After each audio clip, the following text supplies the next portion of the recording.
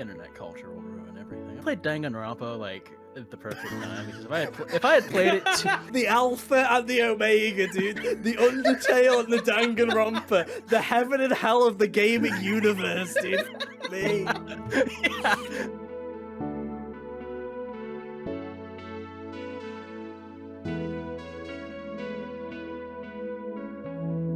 Hey, how's it going, everybody? Welcome back to another episode of the HGO podcast. I'm one of your hosts today, Ethan, and joining me is my good friend Jack.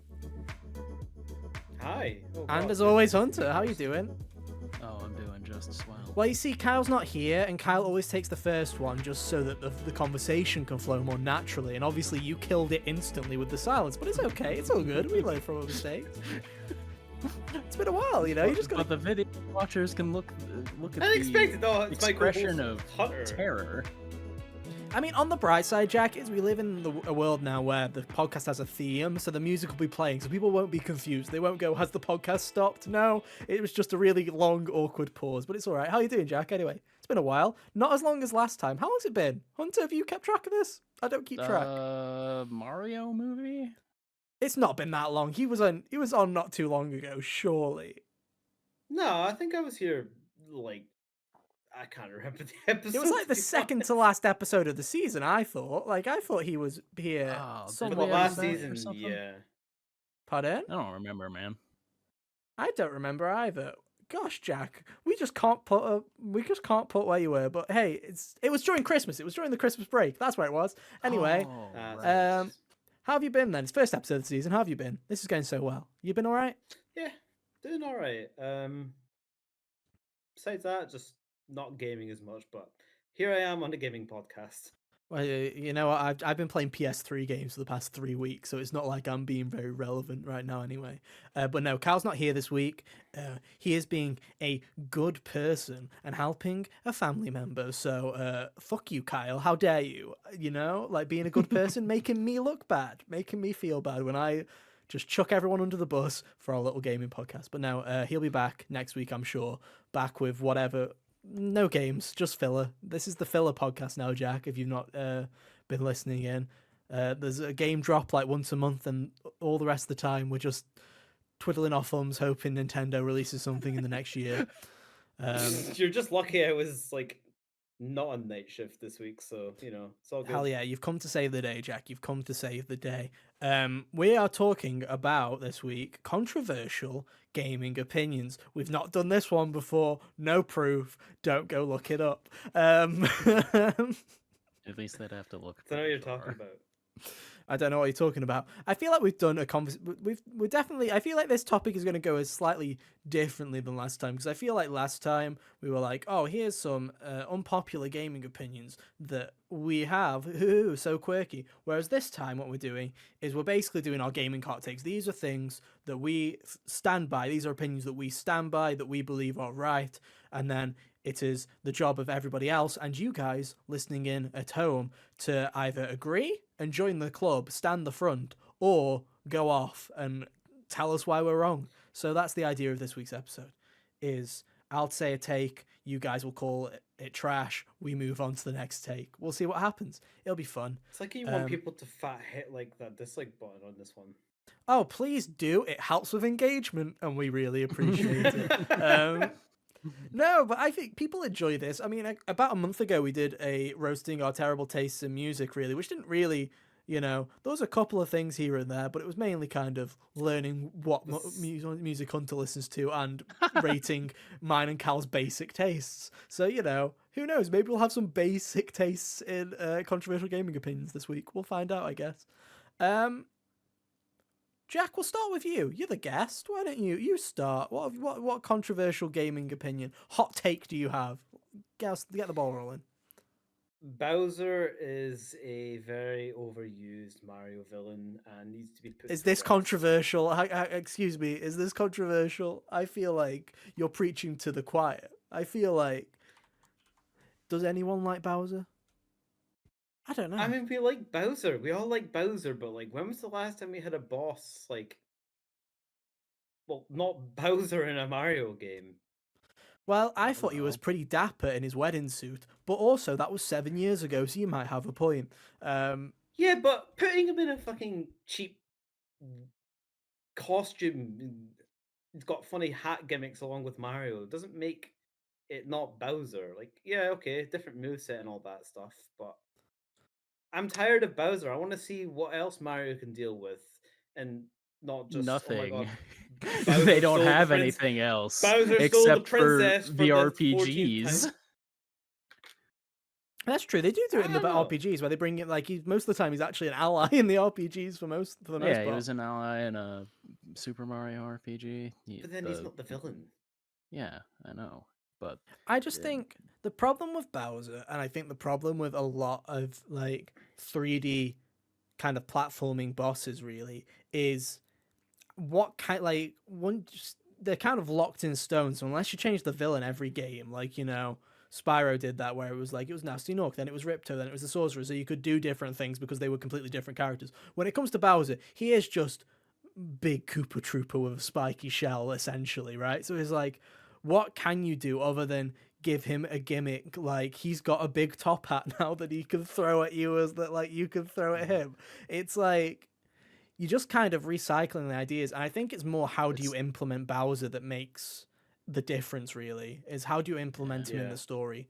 Like I like his I think it's portrayal in Odyssey quite a more. bit.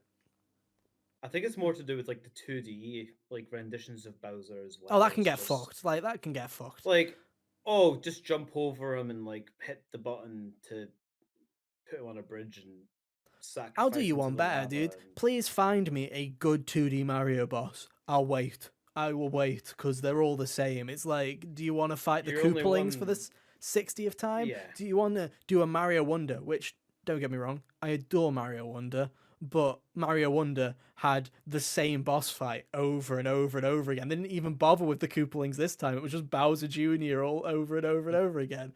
It's they were like, one of the worst boss fights I've ever done in a Mario game. they weren't good, which is a shame because the rest of the game is fantastic. Um, Yeah, But yeah, I do feel like Mario has a boss fight problem, especially when you compare it. Let's go to the other side of the coin, right? With Zelda and Ganon. I feel like there's so many Ganon fights and they always do something different and they don't necessarily hit all the time, but riding on the fucking magic there are horse more shooting light arrows at the big Ganon is like at least something interesting, right? You can't say there that are he does more that that are every single better than time. they are bad in Yeah. Zelda, at least with it wasn't a great Ganon fight in conquering. Breath of the Wild, but at least Tears of the Kingdom has to make up for like that huge cinematic like Then other sequence the other phase of the fight, I think, was acceptable. It was just the finale dropped the ball in Breath of the for Wild. Breath of the Wild. As Yes. someone who as someone who this was their second Zelda game, who'd only finished Wind Waker and then did this, I was like, yeah, is it kind of lame? Yeah, but I was vibing with it. I was like, yeah, it's cool. I like the set piece kind of nature to it. It was kind of Yeah. Yeah, there was no substance to it, but there was like it was pretty to look at. Um, but no, I think that Mario does have a couple of issues with bosses. I feel like 3D tends to get it slightly better than 2D. I feel like 2D is just garbage when it comes to Mario, but 3D has some interesting stuff. I remember 2D, 3D Land before, not 3D World with Cat Bowser, but like 3D Land was like the huge chase up like the castle, and it was just a much better boss fight with Bowser. Like that's the last time I remember it being really good. Galaxy games, I guess, they have different takes on Bowser fights with like ground pounding into like planets or whatever it was to hit him in the background. I think that was I the did, first yeah. one. Even though it wasn't a fight, I did like in Odyssey because everyone was like, "You're gonna capture Bowser at some point, right?" So to do that and then have to Yeah, run through a level that's basically being It was it's like real a running cool. chasing lava level, basically. I'm like, that's cool. Um, they do some fun things, but yeah, despite Bowser like having different scenarios and boss fights, I still think he's just a villain that we've seen too much of though in the Mario universe. I agree. I don't Give him a know. break. Give someone else a shot. Make up some weird, something weirdo. Do something different. I can agree Yeah. with it. But fair enough. Hunter, All as we right. all know, you love video games, and there's not a single thing that you hate about them. So I'm sure you've got not a single hot take whatsoever. I guess I'll just keep in with the since Mario's of the current topic. Donkey Kong Country, at least 1 and 2. better than most 2D Mario games. Including retro. Um, and I guess you can include Tropical Freeze. I didn't really play the Wii game that much. Oh, I thought you meant But- retros in Like Mario 1, 2, Mario and 3. 1 through 3. Yeah, the only one I'd say I might like more than Donkey Kong is Super Mario. The original? Oh. Like No. or Super Mario Sorry, World. World. Super Mario World. Yeah, I Yeah, yeah. forgot the final I think word in what the he's trying to sequence say there. is Super Mario World against like DKC 1, 2, 3. I don't really care about DKC3 that much, but my I point don't think is, many people do. love my Diddy point is, Kong's Quest, I dude. like Donkey Kong more What was, than I what will was the Mario. third one say- called? What was the third one called? I don't remember. Because Donkey It got Kong Game Boy- Country, Donkey Kong Country, got Diddy's Game Boy Conquest, ports. and what was the third one? I don't remember. I can't because it doesn't have. It was- Dixie Kong and whatever, Kiddy Kong or whatever, Take the Yeah, Place I or don't whatever. remember. But It the didn't. point is, like, that got a Game Boy port. Mario World didn't get a Game Boy port back then on the Game Boy. Yeah. I mean, I've always been of the opinion. I can chime this one in because I have a similar opinion to you, Hunter. Not with Donkey Kong Country, but one of mine was 2D Mario is kind of ass. And what I mean by that is that a loving kind of ass, where it's like I respect it. Without it, you would not have any of the platformers that we have today, right? But also, I would rather play any other 2D platformer than a Mario game. Like Mario Wonder is probably the closest, and you can read my review on the website or watch the YouTube video where I'm like, this is the closest to actually feeling a true sense of joy when I'm playing a 2D Mario game. Whereas like I could go back and play Wonder again because those levels are just so well crafted and just fun, right? But it's like you chuck me a new Super game, or you chuck me like Mario 3, or you give me one of the Donkey Kong Country games, or Ukulele in the Impossible Lair, or just like any kind of Celeste, any 2D platformer. I'd Celeste, rather that's play good stuff. anything else. It's just Mario Yeah. feels floaty. It's just kind of there's He's there's weird not and much to it. slippery. Yeah, he's a bit slippery. It is. I respect it, and I respect people that love Mario Maker and can just play it for hours and hours and hours. But to me, it's like the gimmick of Mario Maker to me is people making devilish courses that are made to make people cry, right? Not necessarily that it's Mario. Kaizos. Yeah, it could be. If it was like a Celeste Maker or something else, I would equally be like, oh, man. that would be my jam more, dude. If it was just like people making brutally hard Kaizo mods of Mario Celeste Maker, like, in an accessible Kaizo is way. just like, you need to know the techniques and stuff for all of it to work. Oh yeah, and I respect the shit out of it. But in terms of generic Mario, I'm not a huge fan. I can agree. I also think Donkey Kong Country, the retro games, the modern ones, are a bit overrated as well. I love Tropical Freeze, but man, is that game just 90% of the time jump and pray that there's a floor beneath you. Like there's so many just Hail Mary it's not jumps the you have to do in best. that game. The secrets in Donkey Kong Country, like the original 3, were also just way too obscure. Yeah, it was a lot of jump in a pit and hope there's a barrel, but Yeah, know, I don't know. via- It just that's old game design though. Like yeah, that's just how it was back then. And I'm talking more so if you're not going and looking for the secrets, I feel like just playing the levels, and then if you fall in one and you're like, oh, there's a barrel there, cool, Yeah. I didn't die. it's also cool yeah. probably back then though to be like, oh, I fell in this pit and I found a barrel, and they'd be like, no, you didn't. You died doing that. But realistic, you're like, no, really, try it. And It's you good do it, and playground you're like, talk, you "Whoa." know? Like you're on the Yeah, playground. And that's it's like, like- this is what happened to me that today. was- Yeah. This is the kind of Yeah. thing they don't do anymore, because all that happens is people go and post everything on online. For you Yeah, to I find remember I did it when I 100% was really, guide. really young as well, with like Mario World, and I was like, jump in the pit, and my dad was like, no. I was like, do it. Led to a secret, and it's like, huh? It's like, yeah. I remember specifically in the first Donkey Kong Country, there was like a secret inside of the one secret where I think it was one of the Really? it was one of the factory levels, and you had to Mhm. like, one of your prizes for getting it was one of the 3 barrel things where you match them and you get a thing if they all match. I forget which. Well, I forget what the icon was, but one of them you got another barrel for it, and if you like walked backwards into it with like Diddy Kong, it would open up another hole into one of the walls. I remember that blowing my mind as a kid. That is cool. But now, it's hard. I like Donkey Kong Country. I don't know, because there's a part of me. We'll get to some franchises later, right? Where there's the nostalgia and there's the kind of we put it on a higher pedestal because of what it did for gaming more than the actual game itself, right? So it's like there's a part of me that's like, Mario World is fantastic though. Like Mario World is great.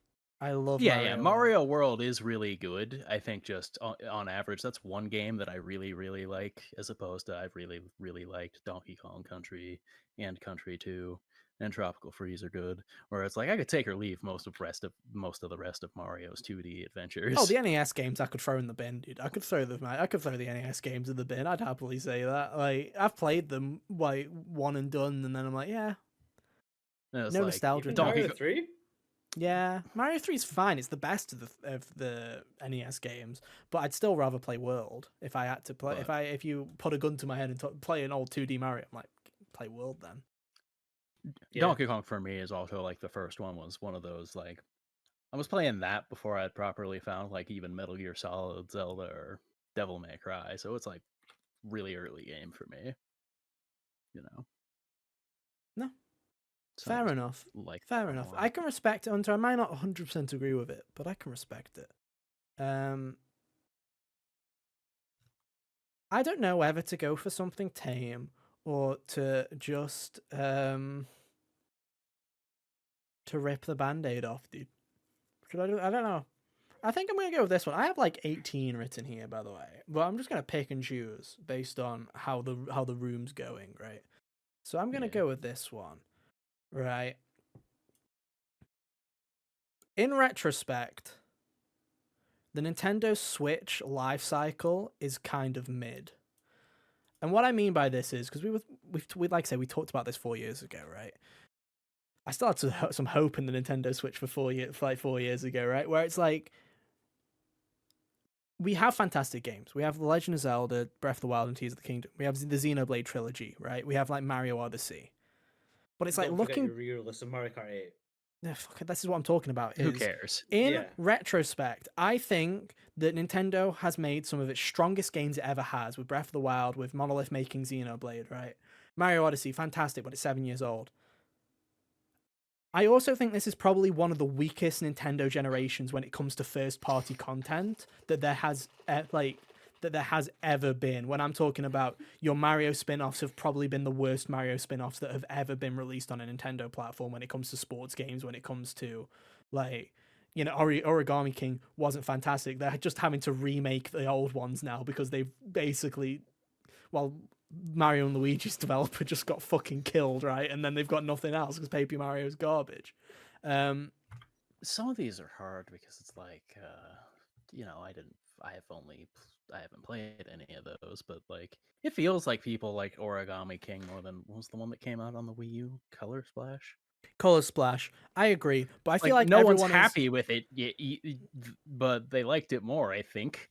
No, I feel, and here's the thing: is everyone hates the Wii U, right? The Wii U is shit, so it's very easy to say, "Oh, the Wii U had good games on it, though," and this is where I was going to pick. It did, and they're on Switch now. And that's the thing is, Nintendo has padded the Nintendo Switch library with games I've already fucking played. So when it comes to like, what are your favorite games that have been released on the Nintendo Switch? And I go the Xenoblade trilogy, the 2 Zelda games, Fire Emblem Three Houses, and Mario Odyssey. And that's all I can really think of because everything else has mainly been ports of Wii U games and, for the better term, filler. There's been some great games. I would pipe in. Go on, Jack. I'd say Breath of the Wild was technically a Wii U game. It was technically a Wii U game. And I'll do you one better. Tears of the Kingdom came out on the same day, though. It wasn't a... Tears of the Kingdom. I love Tears of the Kingdom. It was my game of the year last year. I want to say that before we get into my next statement. Tears of the Kingdom is just Breath of the Wild again. I love it very much. But here's the thing is, the fucking systems that they made with that game, the back end systems, the crafting systems, the building, the Lego system they basically made for Tears of the Kingdom is wizard, and it's crazy and it's brilliant, and I loved it. But also, that took They them could have 7 done it on years the to Wii U. make. The rest of the content did not feel like it took 7 years to make, if that makes sense. It doesn't feel like the rest Yeah. of Tears of the Kingdom felt like it took that long to make, in terms of They like. already said in interviews it was just a DLC idea that they couldn't implement to Breath of the Wild. And I love it. It was my favorite game last year. It was brilliant. Yeah. But it's like, I'm looking back at the Switch in retrospect and I go, one, what a great, it's a great consoling concept. It really is a great consoling concept and I love it. But when I look at the library, I'm like, man, looking back at it, Smash Ultimate is pretty great, right? You know, you had a good game, but then you've got other franchises like Animal Crossing, where I like New Horizons, but they had 7 years and New Leaf was better and had more content, and that was the game that was from 7 years ago. I look at Luigi's Mansion 3 and I'm like, Luigi's Mansion 3 is good, but it didn't do enough for me to be like, oh, I was really into it. I wasn't. I gave up like 60% of the way through. Here's a great one. Nintendo didn't manage to recapture the magic of Splatoon, and they gave it 2 chances on Switch. Is like Splatoon 1 was magic on Wii U. It was great. I loved it. I played it for 100 hours. They had another 2 attempts at making another one, and they never recaptured it. And it's just like, Yeah. I love Nintendo. I love where Nintendo is at the moment. When it comes to the big 3, they're the one that I have the most faith in to not fuck things up in the future at the moment. But when I look back at the Switch life cycle in retrospect, I'm kind of disappointed. Like, I'm like, oh, at the start of the Switch, I was like, yeah, we're getting Mario Kart 8 Deluxe. We'll get Mario Kart 9 at some point in this generation. You know? Here we No, are. we never did. You know? Oh, Mario Odyssey's sick. I can't wait for the sequel. We never got it, right? There's got to be a new Donkey Kong game. What's Retro doing? Oh, cool. Metroid Prime 4. That's going to be great when we play it in 2020. Oh, wait, fuck. No, it's still not here in 2024. It's like, there's been You so got much. Dread, and that was like the only thing you maybe got. Yeah, don't get me wrong, there's been plenty of good stuff on Nintendo Switch, but also there are so many gaps in Nintendo Switch's library where it's like, oh, cool. I guess I'll twiddle my thumbs right while I wait. And don't get me started on Pokemon, right? But it's like, you know, just twiddle my thumbs waiting for Nintendo to decide to do something like now. I feel like that's bound to happen when a console lives this long, though. I do, but I also think that when you look at the 3DS or you look at the Wii U and you go, oh, there's those gaps there too. And I'm like, yeah, but where the gaps were in the Wii U, you could see that there were 3DS games filling that gap. And it was like, it was because everyone was split over 2, and now you're all over 1. And it's like, yeah, you still have the games, but some of them aren't to quality, like Mario, like the Mario spin-offs, and like fucking WarioWare, whatever that fucking not the new one, WarioWare Move It or whatever. That one's actually pretty good, but the first The one that came out WarioWare, before. the Yeah, one that was yeah, shit yeah. beforehand, or it's like, I loved Another Code Recollection, but could more have been done with that? Yeah, definitely. Did it feel like it had taken a long time to develop? No. You look at this Endless Ocean game that's just come out and it's got very fucking mediocre reviews. Luigi's Mansion 2 just being ported again, right? It's like, there's plenty of wins with the Nintendo Switch, and I love the Nintendo Switch. And I basically realized that this unpopular opinion is just me bitching that I want more, and I'm just being a greedy bastard. Like, I just want everything, right? But I It's think like, the their thing best is, console's not good enough. it isn't. It I think isn't. the And thing is with the Switch is just like the Switch was designed for like indie games as well, though, and a lot of indie publishers to like come up with their own stuff. and it's fantastic for that. I feel like it is Yeah. just. It It just is feels really good. like. Hating But Care Nintendo never took 2020 years for the people who- It full feels like advantage of their own Nintendo never platform. took. Yeah, it feels like Nintendo never took full advantage of the opportunity. It's like the money came flowing, everyone started buying, but Pokemon's been in the worst state it has ever been in.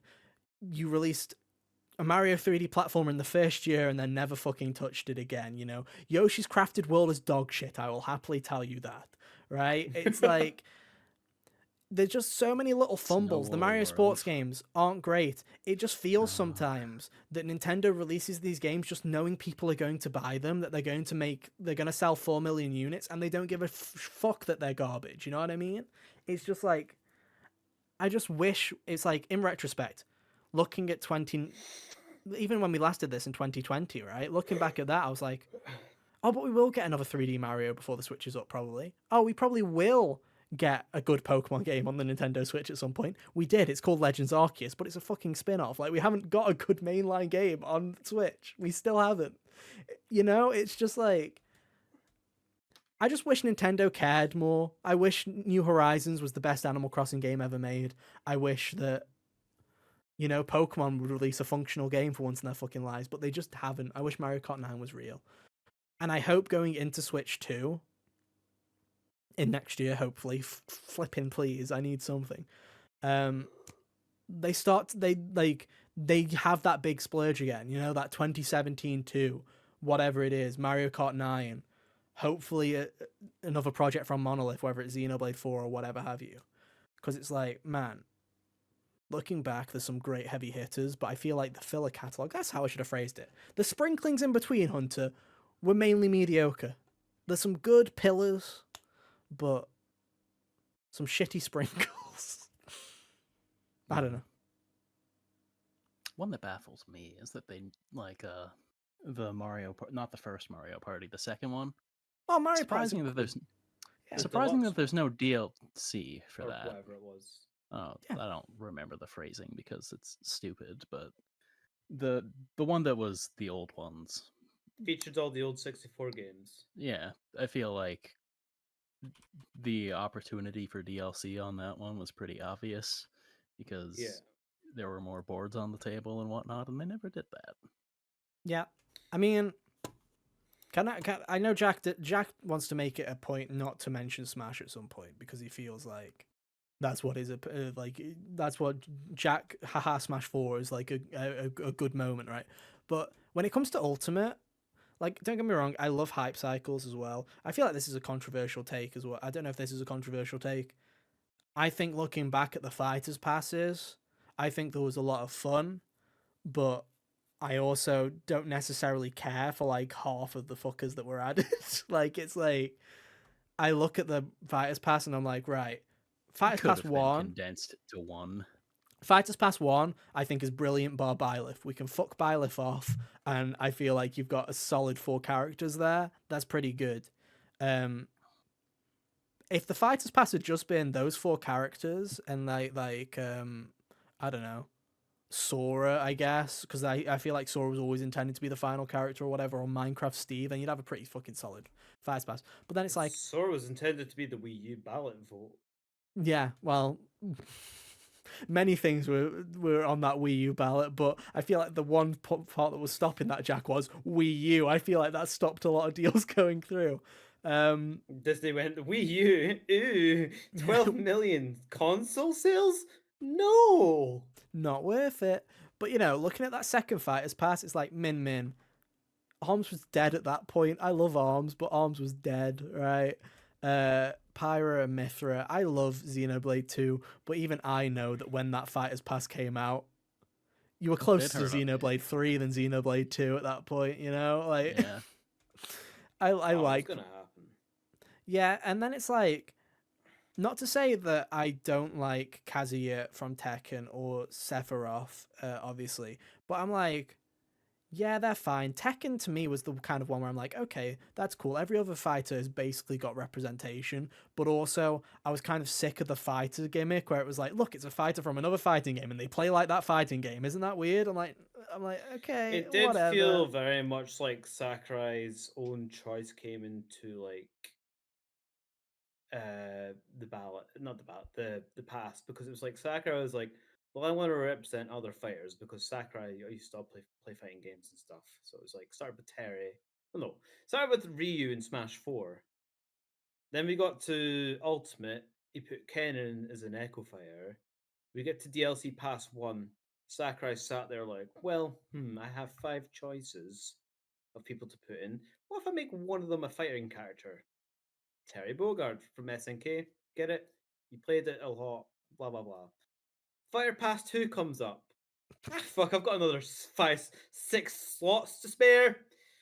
Put in a Tekken character. It's more fighting game representation. I was like, I get it, it's a fighting game, but Fighters Pass Christ. 2, looking back in retrospect, Fighters Pass 2 feels like the addendum to Smash Bros. Ultimate, where it was like, Nintendo said we had to have an ARMS character. Fuck, we pissed off the Xenoblade fans, put Pyra in there because of the Rex Me costume, right? We fucked that up, right? There we go, that's that job done. Minecraft Steve obviously missed the first Fighters Pass, so we'll just put him in the second one because he was obviously supposed to be where Byleth was. I feel like we all agree He on that point. also missed That, Wii U because they yeah, couldn't yeah. develop it at the time.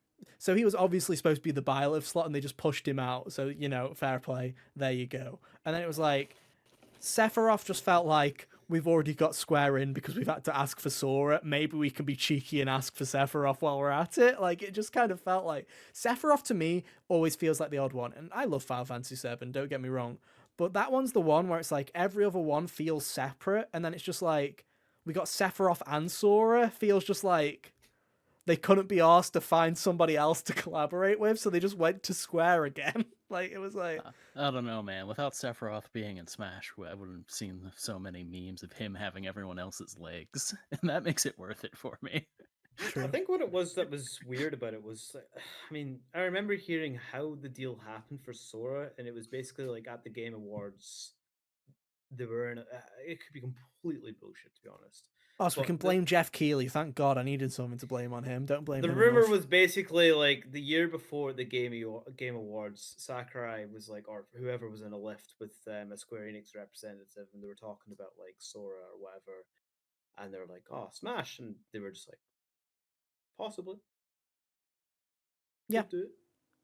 I feel like that about the story behind Sora and It was the Smash. It was the Joker reveal that it happened at, apparently. It doesn't. From what I've heard, it was essentially this, where everyone was like, Nintendo was like, we can't get Sora and Smash. And it just seems like no one ever asked, because it seems like they went to Square and Square was like, oh, you're going to have to go to Disney. But Disney won't say yes. And then they went to Disney, and Disney were like, yeah, why didn't you ask? Like, yeah, sure, that sounds like a plan. You just can't show any of the Disney IP, obviously.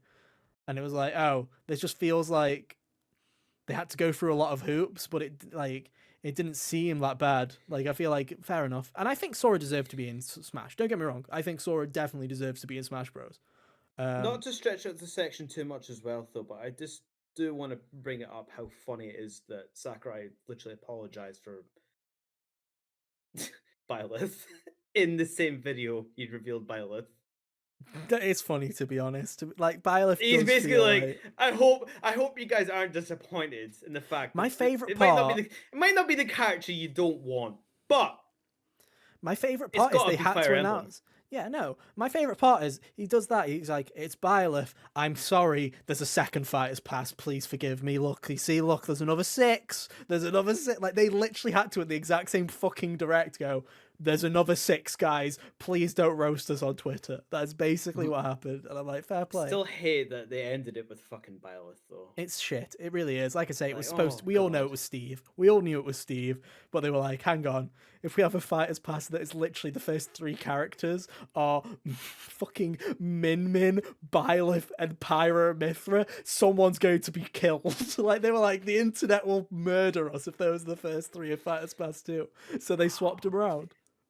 Could you imagine? I'd love to live in that world. It'd be funny as that fuck. would have been so funny because you would have been posting on Twitter, Byleth is a good character, smiley face upside down for months until it got Min, and then you would have been like, I'm hoping like 15 years and time, it just Sakurai cycle would comes have just out and it's continued. just like, yeah, we had to do it this way because marketing.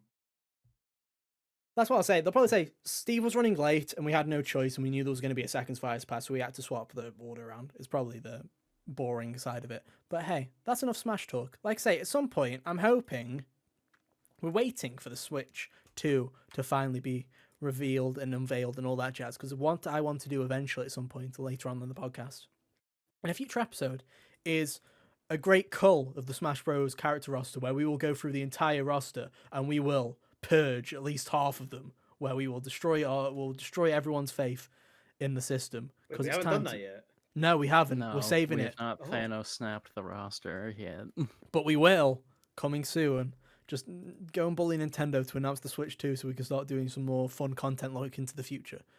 Because, like I say, with the Switch lifecycle, as I mentioned earlier, it could also just be I'm fed up with the Switch because I'm ready for something new. So I'm just looking at it with doom and gloom in my eyes. Who knows? Jack, what have you got for us now? Wii Sports was shit, and we all love it because of nostalgia. Don't we this? You all love it. My love for it, I said this before the podcast, my love for Wii Sports stems from not owning a Wii. I'm the one fucker that didn't own a Wii. It's the same When for me Nintendo, as well. yeah. It's like you first time you go over to a friend's house and they've got a Wii and you're like, whoa, We can play what's that bowling. thing? Like, oh my god. I used to love Wii bowling and baseball. It was But great. it was like my first time being introduced to the effect of what's it called? Motion. Peer pressure. No, like gimmick, I guess. Not gimmick. Yeah, it was like is motion the word I'm controls. thinking of. Yeah. It's like the Okay. first time being like introduced to something. You're like, wow, that's cool. And after 3 minutes, you're like, all right, I'm getting bored of it. No, I feel the exact same way about Wii Sports that I feel about the iToy, because I remember going around to a friend's house and they had the iToy for the PS2 and it was the cleaning windows mini game. You're like, this is the best fucking thing I've ever played in my fucking life, mate. Like, you're just like, this is the great, like, video games have changed forever. I feel like a real window cleaner. Yeah. It's funny because I'm never going to have this job in my life, right? Like, that's what I was thinking. But it's like, in reality, it did nothing. It was just a gimmick. It was just a bit of dumb fun. And if you don't own it, I feel like you just take that dumb fun and then you go back home and you play Sly 2 on your PS2 and go, oh, that was fun when I played iToy that one time. Whereas the person with iToy is like, I don't want to clean windows again. I just don't. But Like, people, the point I'm trying to make as well, though, is like people look back on Wii Sports like it was the most revolutionary thing ever. Like, oh my god, it introduced like motion controls and all this stuff. It's like, yeah, but that was like the tech demo. That was the Yeah, bare bones it was of the what tech could be demo done. of their silly console gimmick. I never Also, You're bought trying to tell iToy me did it. people Yeah, are iToy going. was first. You're Wasn't the trying to first tell me motion people are gimmick. going back to their Wii nowadays and going, you know what? I feel like booking up some Wii golf. No, I you're think not. my favorite part was the Switch Sports that came out, and they were like, "What if we do the same thing, but it's always online?" I'm like, even worse. Good. Yeah, well, this is But the they kind of added why I wanted to bring it badminton. up as well, though. Is like, yeah, cool idea. Bring back a gimmicky game where people are going to play for about 10 minutes and then put it back on their shelf to I'll have dust you know, for I played it for a 10 years. solid 3 hours with Sam on launch day. Never played it again. I did not boot Well, it up that's my ever point. again. Yeah. It's literally just Nintendo like capitalizing on like an old gimmick and being like, well, we still have motion controls on the Joy-Con, so why not just make the same game again with slightly like different courses of And the that's golf why the Switch course? life cycle seems disappointing to me, was because instead of going, we can make a new Donkey Kong game, we can make a new this, we can make a new that, it just felt like a checkbox of port a Wii U game. If we don't have a Wii U game, maybe make a sequel. And we've been promising Pikmin 4 for about 8 years. We better make that too. And that seems like the Nintendo checklist. And it's like Yeah. the fun thing about Wii Sports was when it came out, it was new. It was a tech demo, right? You hadn't played it before. Whereas now when it came back as Switch Sports, you're just like, oh, right, we're old. It's the Wii Sports nostalgia train. We are old, ladies and gentlemen. Like, get on It's in. so cool seeing your gran come off the couch and play some fucking tennis with you. But And now the game's that old, your nan's probably dead, and you're here playing Switch Sports by yourself. There you go. Welcome to nostalgia, kids. Life's a bitch. My second Wii remote has gotten very dusty. Oh, but this one's for you, Nan. I'll win in bowling royale for you. Like that's Putting my that's golden that. Skyward Sword Wiimote down next to it. Oh, But honestly, you know, like, like the game was great. It is good fun. It's like how I imagine like party games are. Like, you know, you build up a party game once in a while with friends. Like, you know, like could be just drinking or whatever, or you know, a fun night just doing whatever. But yeah. when you're on your own in your own house, you're not It's just sitting there sad. thinking. It's just sad, isn't it? Yeah. You just sit there like a, you know, let's say you're in I'd my also age, wager that and there's you're like at least 5 party games you could get to that would be better than Wii Sports before arriving at Wii Sports if you had people over with you. But then you had all that shovelware as well on the Wii. It was just like, Dude, trying to This is recapitulate that whole thing, but it was just carnival games, dude. Carnival yeah, games. literally Anyone play that kind of carnival stuff. games on Wii? Ugh. Yeah, get like Again, the skiing, like what was it, like the balls that go in like the little holes in like the Mario, carnival game Sonic, at thing? the I don't Ski Nah, I'm not ball. talking ski about that. ball. It's like in the yeah, it's like a ski ball thing. It's the exact same motion you're doing. You're playing the same game with similar controls, and it's like, are you Except the actually controls having are fun? worse. But because it was at Oh a yeah, the friend's world. house, I'm like, that's pretty sick, mate. Thank you. I love carnival games on Wii. Oh, But hooray. people will always look back fondly and be like, "Oh, that was the best game ever." And I'm like, "No, it wasn't." Bro, I'll do you one better, Jack. I'll do you one better. You're saying Wii Sports is garbage. I'll do you one better. The Wii is Nintendo's worst console. I will fucking outright say that. Oh, Yeah. I think it's Nintendo's worst console. I really do. Because here's the thing. From a hardware perspective, no. That goes to the Wii U. It's a special is little this brain including the dead Virtual thing Boy? that can go and live in and all that if you count that. I count that as a If you ca- spin-off. That's a spin-off, Jack. That's a spin-off. that's just smelly like The old 3DS, but it wasn't a the best defense 3DS. most people can conjure for the Wii as a console is, oh, I played a bunch of stuff that wasn't on it when with the virtual console and stuff too, Yeah. and I'm like, it's not the best. I played Mario Galaxy, the two Zelda games, and Smash Brothers, and that's all that I ever really cared to do with my Wii. Here's the thing, right?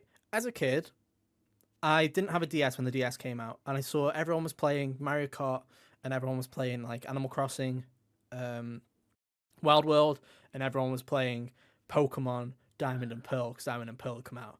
And I had a PSP, and I was like, flip, I really wanted DS, so I like begged and begged and begged for the entire year until Christmas, and I got a DS. I was like, yes, this is the best thing ever. I'm gonna play Pokemon Diamond for the rest of my life, and I did for a good couple of years, and it was fantastic. I never looked at the Wii and had that feeling. Everyone had a Wii. I didn't. I had a PS3 and I didn't care because I looked The at it and I was like, Wii, oh, this is fun as a gimmick. But then I got my fill from a friend's house and then I went back home and I was like, I didn't feel like I was missing much. the Yeah, Wii it's quite like literally hanging out with became my a friend who owned an British Xbox. ornament in your household to collect dust.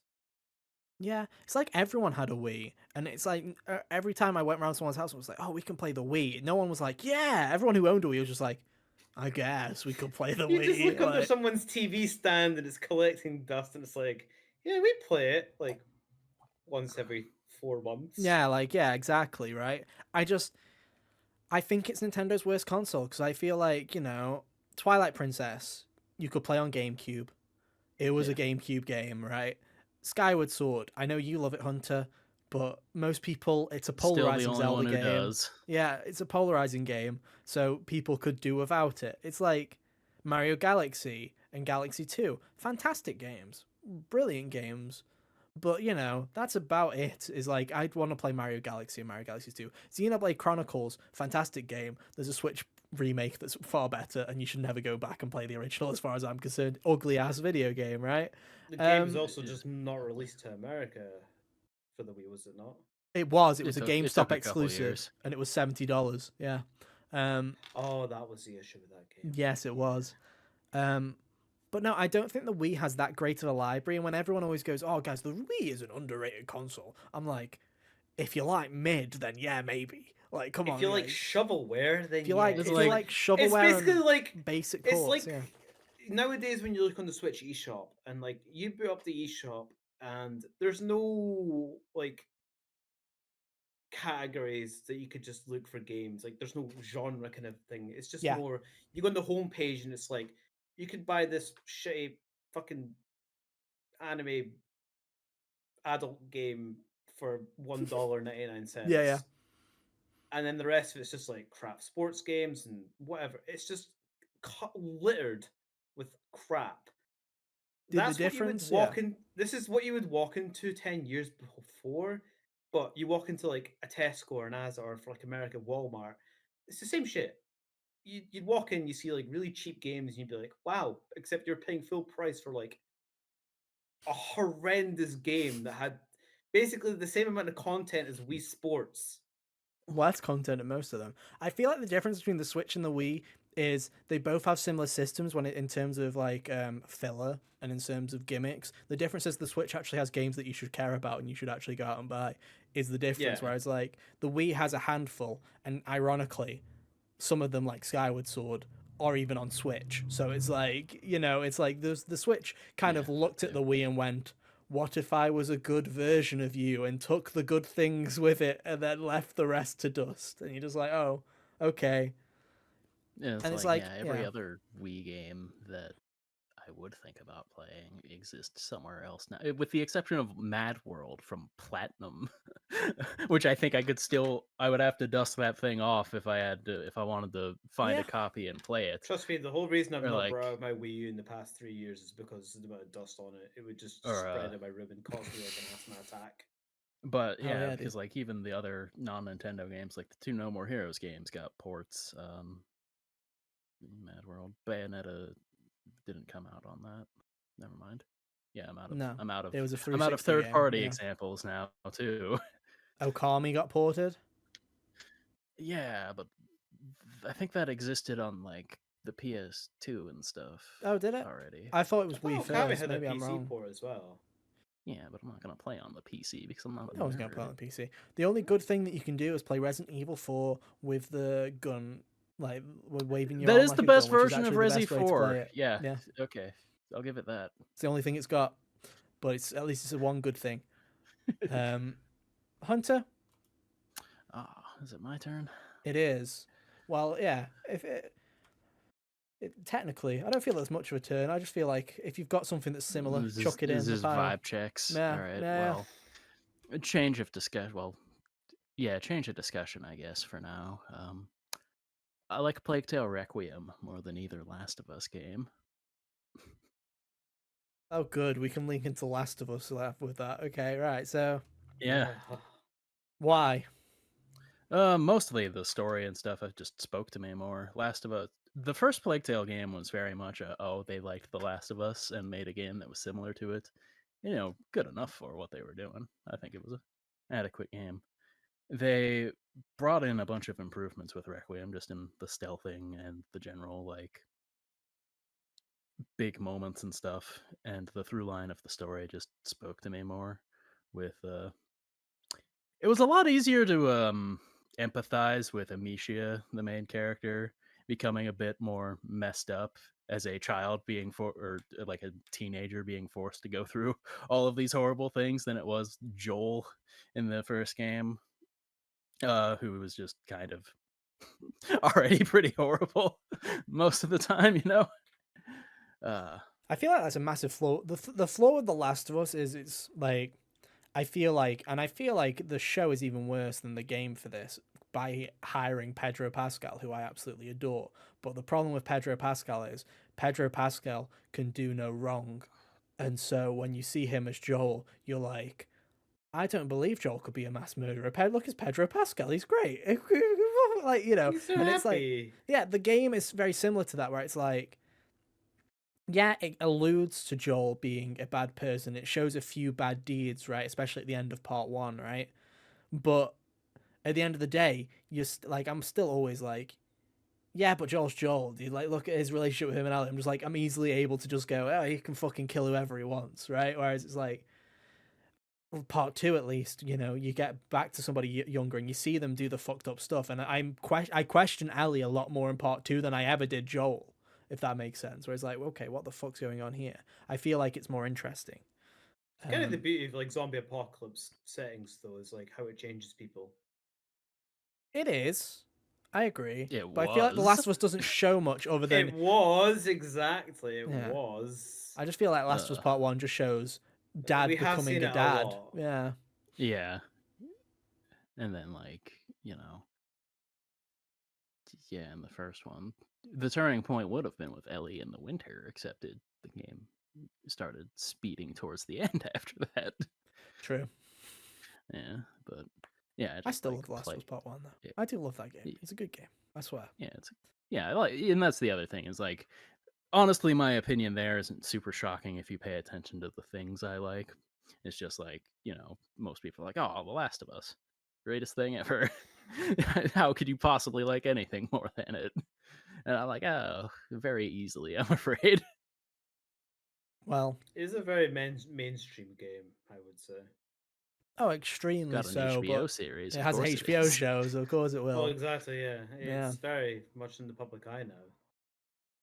But I feel like it's happening a lot to games, and I feel like, as more adaptations happen, more things are going to be in the main. Like Fallout is huge, and That has its own show Yeah, now? yeah, the Fallout TV show's just come out, and it's fantastic, and it's now just caused an yeah. explosion in that as well. And it's just like, who would have guessed that a good adaptation of things would turn into a win-win for both the franchise as a game and as a medium, like a TV show? That's fantastic. Wow. Unless you're Castlevania, in Unless you're which you just have to Castlevania. watch, you just have to watch the show and nothing else. Oh well. Um, I'm gonna ride off of the Last of Us thing. Jack mentioned that someone had a take on the internet to do with the Last of Us, that the Last of Us ruined gaming, and I don't disagree. I don't agree with that in the slightest. But it did make me think of a second statement, which I do kind of stand by, which is the Last of Us ruined PlayStation exclusives, and this is coming from someone that loves the Last of Us, loves the Last of Us Part Two even more. But the Last of Us fucking ruined PlayStation in the sense that now every game is trying what I feel like is trying to tread in The Last of Us's footsteps constantly. Where, God of War 2018, I love God of War 2018, but it very much took a load of strides from The Last of Us. Horizon, everyone just wants to make a third person action game. And it's like, if you look at PlayStation pre Last of Us and post Last of Us, do I think that they've made There's a more lot more great variety. do I think they've made more great games since The Last of Us than they did before? Yes, because there is very few losses in terms of PlayStation exclusives. They're usually all high quality. They're usually all pretty fantastic. But has the variety gone off a fucking cliff? 100%. And if Last of Us didn't do it, then it was definitely the death of Japan Studio.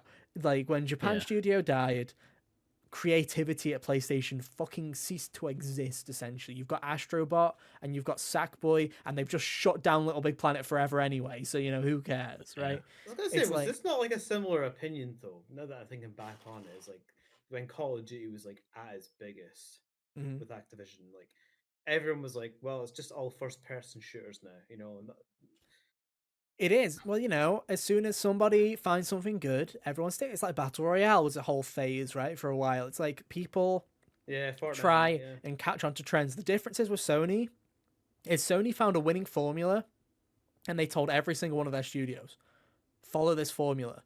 And it's good. The games are good, but in my heart of hearts, I'm like, this is You wish good, they'd do something but I'd different. wish you'd do something else.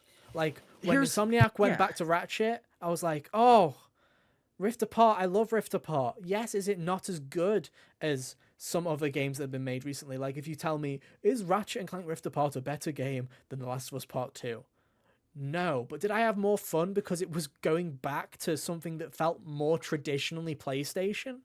Yes, I loved that. Astro's Playroom. Fucking adore that. It's my favorite PlayStation exclusive that isn't Returnal, which feels like one of the Yeah. only exceptions to this I, rule. I feel like that. I feel like that's a hot take in itself. Is Returnal's the best PlayStation exclusive since the PS5 generation started? No, I feel like that's the right take, because what else do I you feel like pick? it is, but I don't think anyone else does. I think more people need to play Returnal, because I agree. I wasn't convinced, Because and then I picked it up and I'm like, no, this is it's like, I don't know. fantastic. It is It's the like the best only one I PlayStation might exclusive. like more than the only one I might like more is Ragnarok, and I don't think so. You know? No, I definitely don't. To Yeah. me, it's 100% that. I don't know what it would be if it wasn't that. It probably would be Astro's Playroom, because I love that too. But it's Yeah. like, But it annoys me, Hunter. I miss it. Like it's like, we're in May, right? It's PlayStation Showcase season. They always have a conference in May at some point now. We will probably have a look at what's next in the year ahead for PlayStation in the next 3 weeks, and I'm not excited because I know what's going to tumbleweeds. happen. It's going to be it's going to be two fucking games as a service. We're going to see Fair Game Dollar Sign again. We're going to see fucking Concord, and then it's going to show me Ghost of Tsushima 2. And then I'm like, wow. Like, here's the thing, Hunter. If nobody else was making that kind of game, I'd be like, oh, sick. I'd love a second Ghost of Tsushima. It's been 4 years. Yeah. But I don't miss it because Ghost of Tsushima is Horizon Zero Dawn, which is God of War, because they all fucking play the same. I wish there was some variety. I I also miss, just played Rise of the Ronin, which is yeah. in the same, well, not the same time period, but it's in the same kind of vibes. And unless Sucker Punch pulls a Hail Mary Hunter, I can guarantee Assassin's Creed Red will be out before Ghost of Tsushima 2 because that's supposed to be this year. So it's like, Yeah. even if you wanted a game like Ghost of Tsushima 2, you're going to get an Assassin, which Ghost of Tsushima was essentially Assassin's Creed Japan, right? You're going to get Yeah. Assassin's Creed Japan before you get it. I just Them wish. letting someone else beat them to the punch with that, Ubisoft that is really just kind of been a lose-lose for both of them as far as I'm concerned. Where it's like now I'm not gonna ever care about now I'm not gonna play the Assassin's Creed Japan because I don't want it to be boring and ruin any potential excitement for the Witch game. And I don't care about Ghost of Tsushima 2 that much either. But it's like I find it hard to be excited. And I don't know about you, Jack, because you haven't been a part of the PS5 quote unquote generation, right? But it's like Yeah. I'm not excited about I'm not excited about Insomniac at the moment because I like the Spider-Man games, but I know that's all they're making is Marvel shit and Ratchet and Clank, and that from the Insomniac leak, it looks like we're not getting another Ratchet and Clank until 2029. So it's like, oh, so it's Marvel shit for half a decade. Great, I'll be in Literally, my like one of the reasons I've 30s. not bought a PS5, besides money wise, is just there's no It's not really, games. yeah. Here's the thing: Nothing's exciting for me there. if you're a third part, like I feel like I don't know if this is a bold take, but I don't think the PlayStation 5 generation is bad as people make it out to be. Everyone sits there going, "No games." I'm like, if you play third party, there's been plenty of great stuff coming to these Oh Yeah, platforms. it's like one I of can these see things where that. it's like, it's I feel like everyone complains about that with every console and then Yeah. somehow it's like yes, something, exclusives will be dry places and therefore you have to play third party games, but also you were going to have to do that on one of them anyway, When you people know? are I think like, the thing that hurts me with the PS5 is like I don't have Crash on PS5 now. He's going to Xbox, and I'm not "Well, buying we'll an see, Xbox for we'll one see." franchise.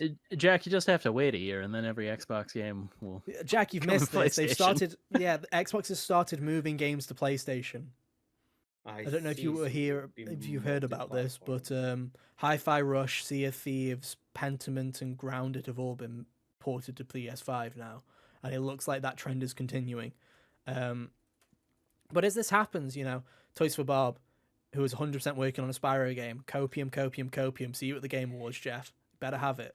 Um, everything's moving to be more multi-plat. I can guarantee in the next year or two, there will be a Sony first-party game that is not a games as a service that releases day and date on PC. It's going to Yeah. happen. If I was to be a betting man, I would genuinely put it on Spider-Man 3.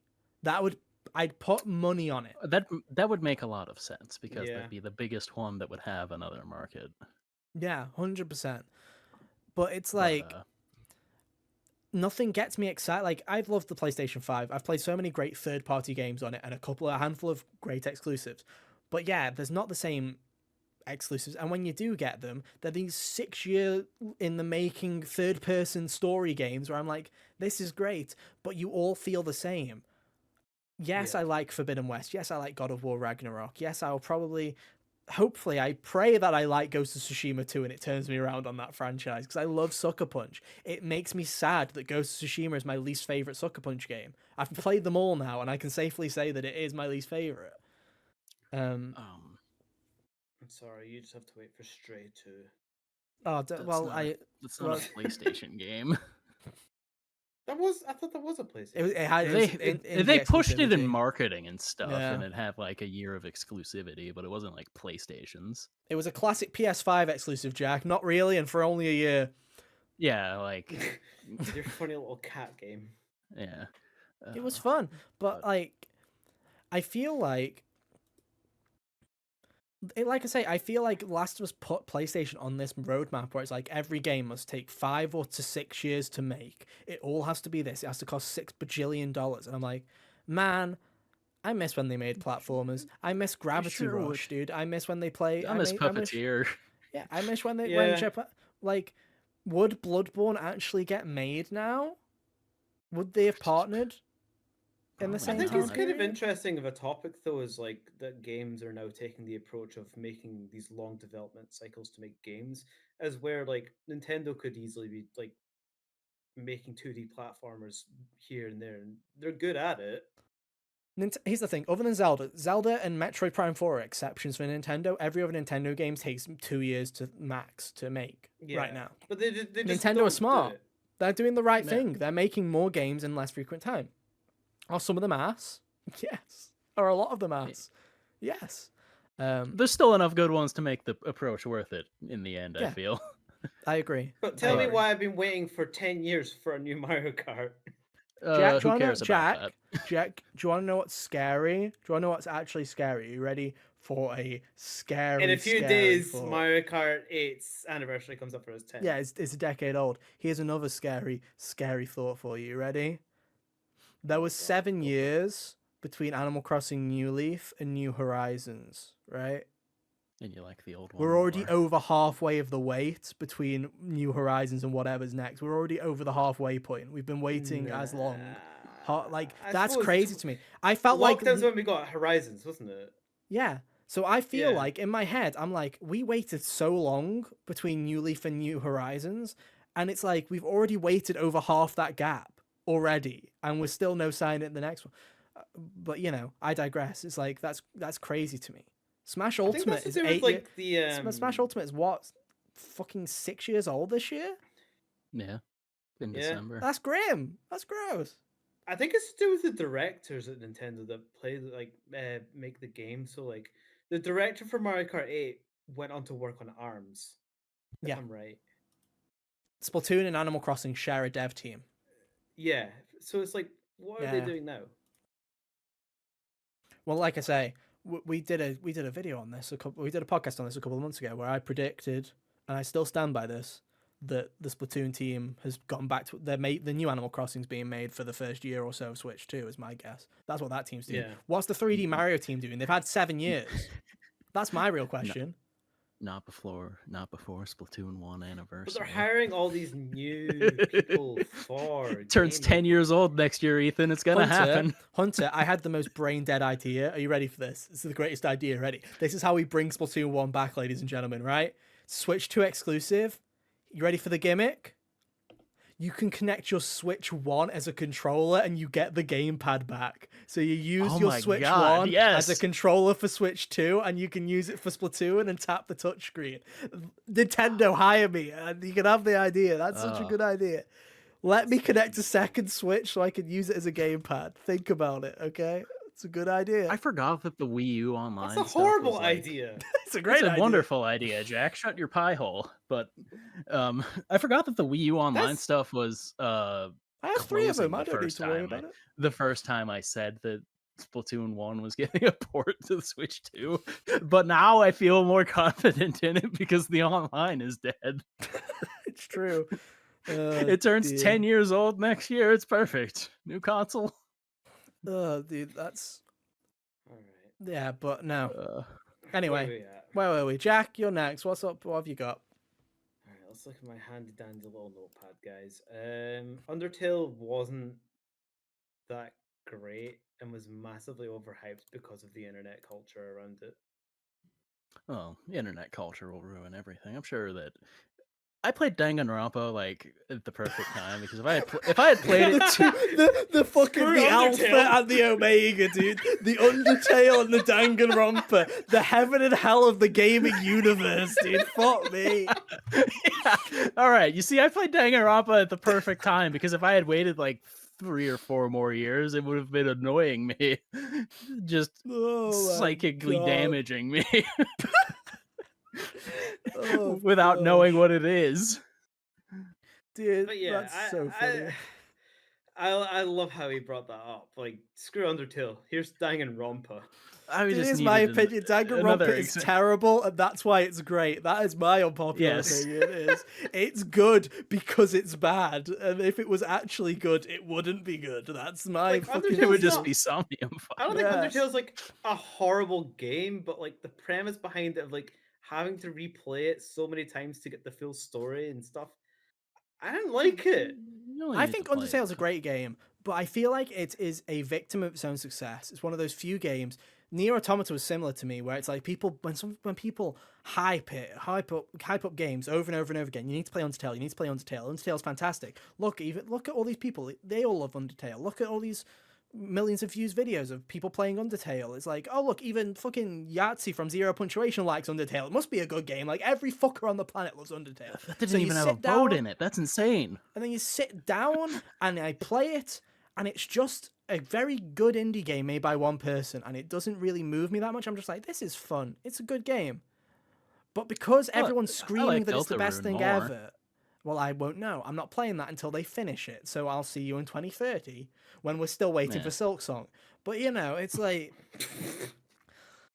I sit here and I'm like, oh, that's a great game. I liked it. I didn't love it though because I came in with expectations that were way higher than what I was ever going to get.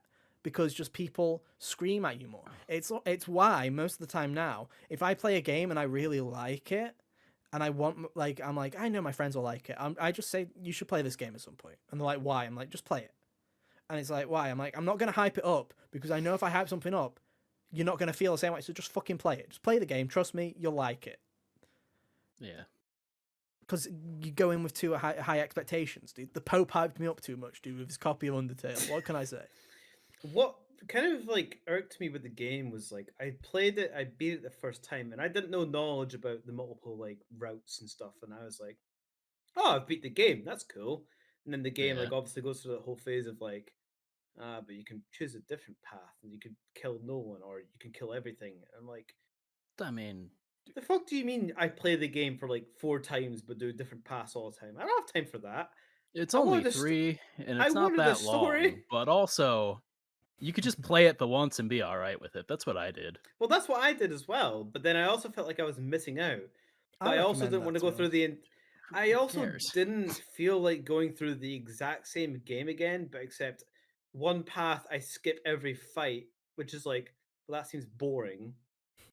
Or secondly, I kill everything, but I'm grinding in an area for a while constantly, like it's an RPG where I'm leveling up Pokemon. Well, That's to not me, fun yeah. either. Well, to me, my issue with the game was you actually had that experience though, Jack, where you played through it, you didn't know what was happening, and then the game goes, "Oh, there's a pacifist route and there's a genocide route. You should do one of those." Whereas I played the game, I already knew there was a pacifist route and a genocide route, so I was playing the entire game going, "How do I not kill anybody?" Because I knew what I had to do, and I feel like that kind of ruined the magic for me. So I was like, "Okay, I know what this game's gimmick is. I know that this That game also makes it knows feel what." like you're Yeah, playing the game with like your own set rules. Like if you're first time going into a game being like, what if I played this RPG and just didn't kill anything? You know, it's like a self-imposed challenge rule. Is I think from a narrative perspective and from a twist on the genre, though, I think it's really interesting because because half the time here, like, if it was just going, if it was just the Pokemon equivalent of just running away each time, yeah, it'd get fucking dull. But the fact that there is actual challenges in the bosses, okay, how do I tackle this? It's like it's an interesting take Yeah, yeah. on that I remember system. the fight with Undyne. I was like right at the end of. I was about to just kill her, and then I'm like, oh wait, I haven't tried running away yet. Let me try that, and that was the actual answer. I remember And that being one and where I I was like, think oh, that's cool. the music's phenomenal. The writing's really Music is good. really good. Um, oh Yeah. yeah. I feel like Undertale is one of those few games where I'm like, it shows that anyone can make a video game because that game is janky and it's built on spaghetti code. People have talked about it all the time, where Undertale is quite literally thousands of if statements just jumbled on top of each other. And it's like, and it's one of the best selling games of all time. It's just like anybody can make a game, and there's been so many. I think what Undertale did, it's one of those few games like Undertale, Stardew Valley, that was just made by one person or a very small team of people and just got pushed into the world. And it was like the late 2010s, well, just the 2010s in general, really was such a fucking heyday for indies. Like it was so Yeah, it good, was. such a good time for indies.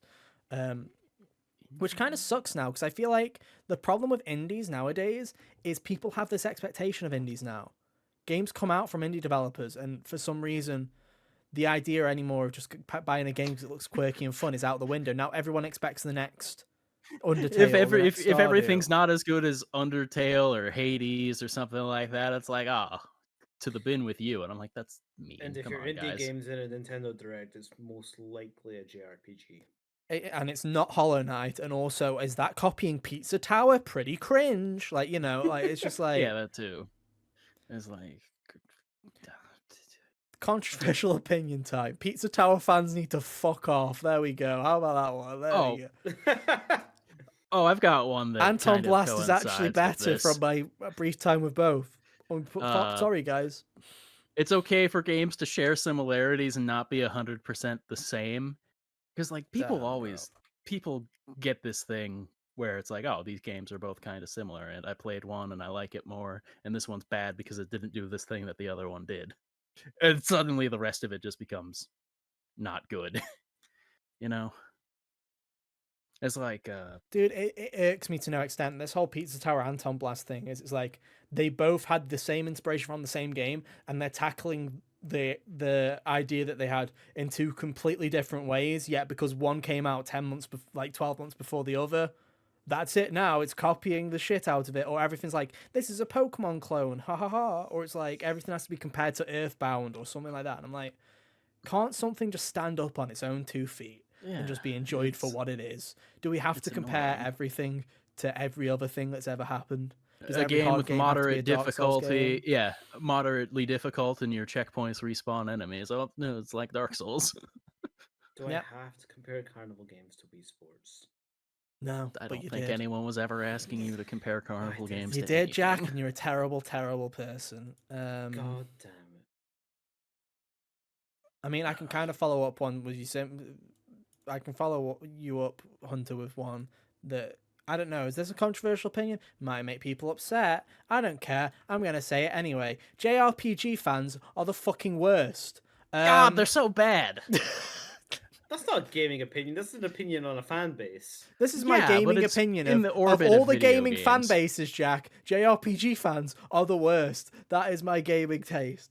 Because JRPG fans genuinely ruin games for everybody. Like, I've never seen a bunch of people who supposedly love a video game Or a scream so much series. about how they hate it. Like I don't think this is like a very like hot take because like even Persona 5 is like, yeah, there's people that just spout shit about it, but we all know they do it. Yeah, but it's time to just vent our spleen about it. yeah, I don't know. Like, I think that it's like I think that fandom is almost a bad thing. Like, I feel like people shouldn't be allowed to share what they enjoy on the internet when sometimes. you get a collective of Which people is what big we're enough to doing right call it, now. yeah, yeah, Only where it's I how it can, works. Jack. Only I But can. when you get a collective of people large enough to be referred to as a fan base, that's when it becomes poisoned. Yeah. I think gaming Yeah. Twitter should be Fan banned. I base, think that community, yeah. those words, that's when they've become, oh, you're going to encounter conversations that are just annoying now.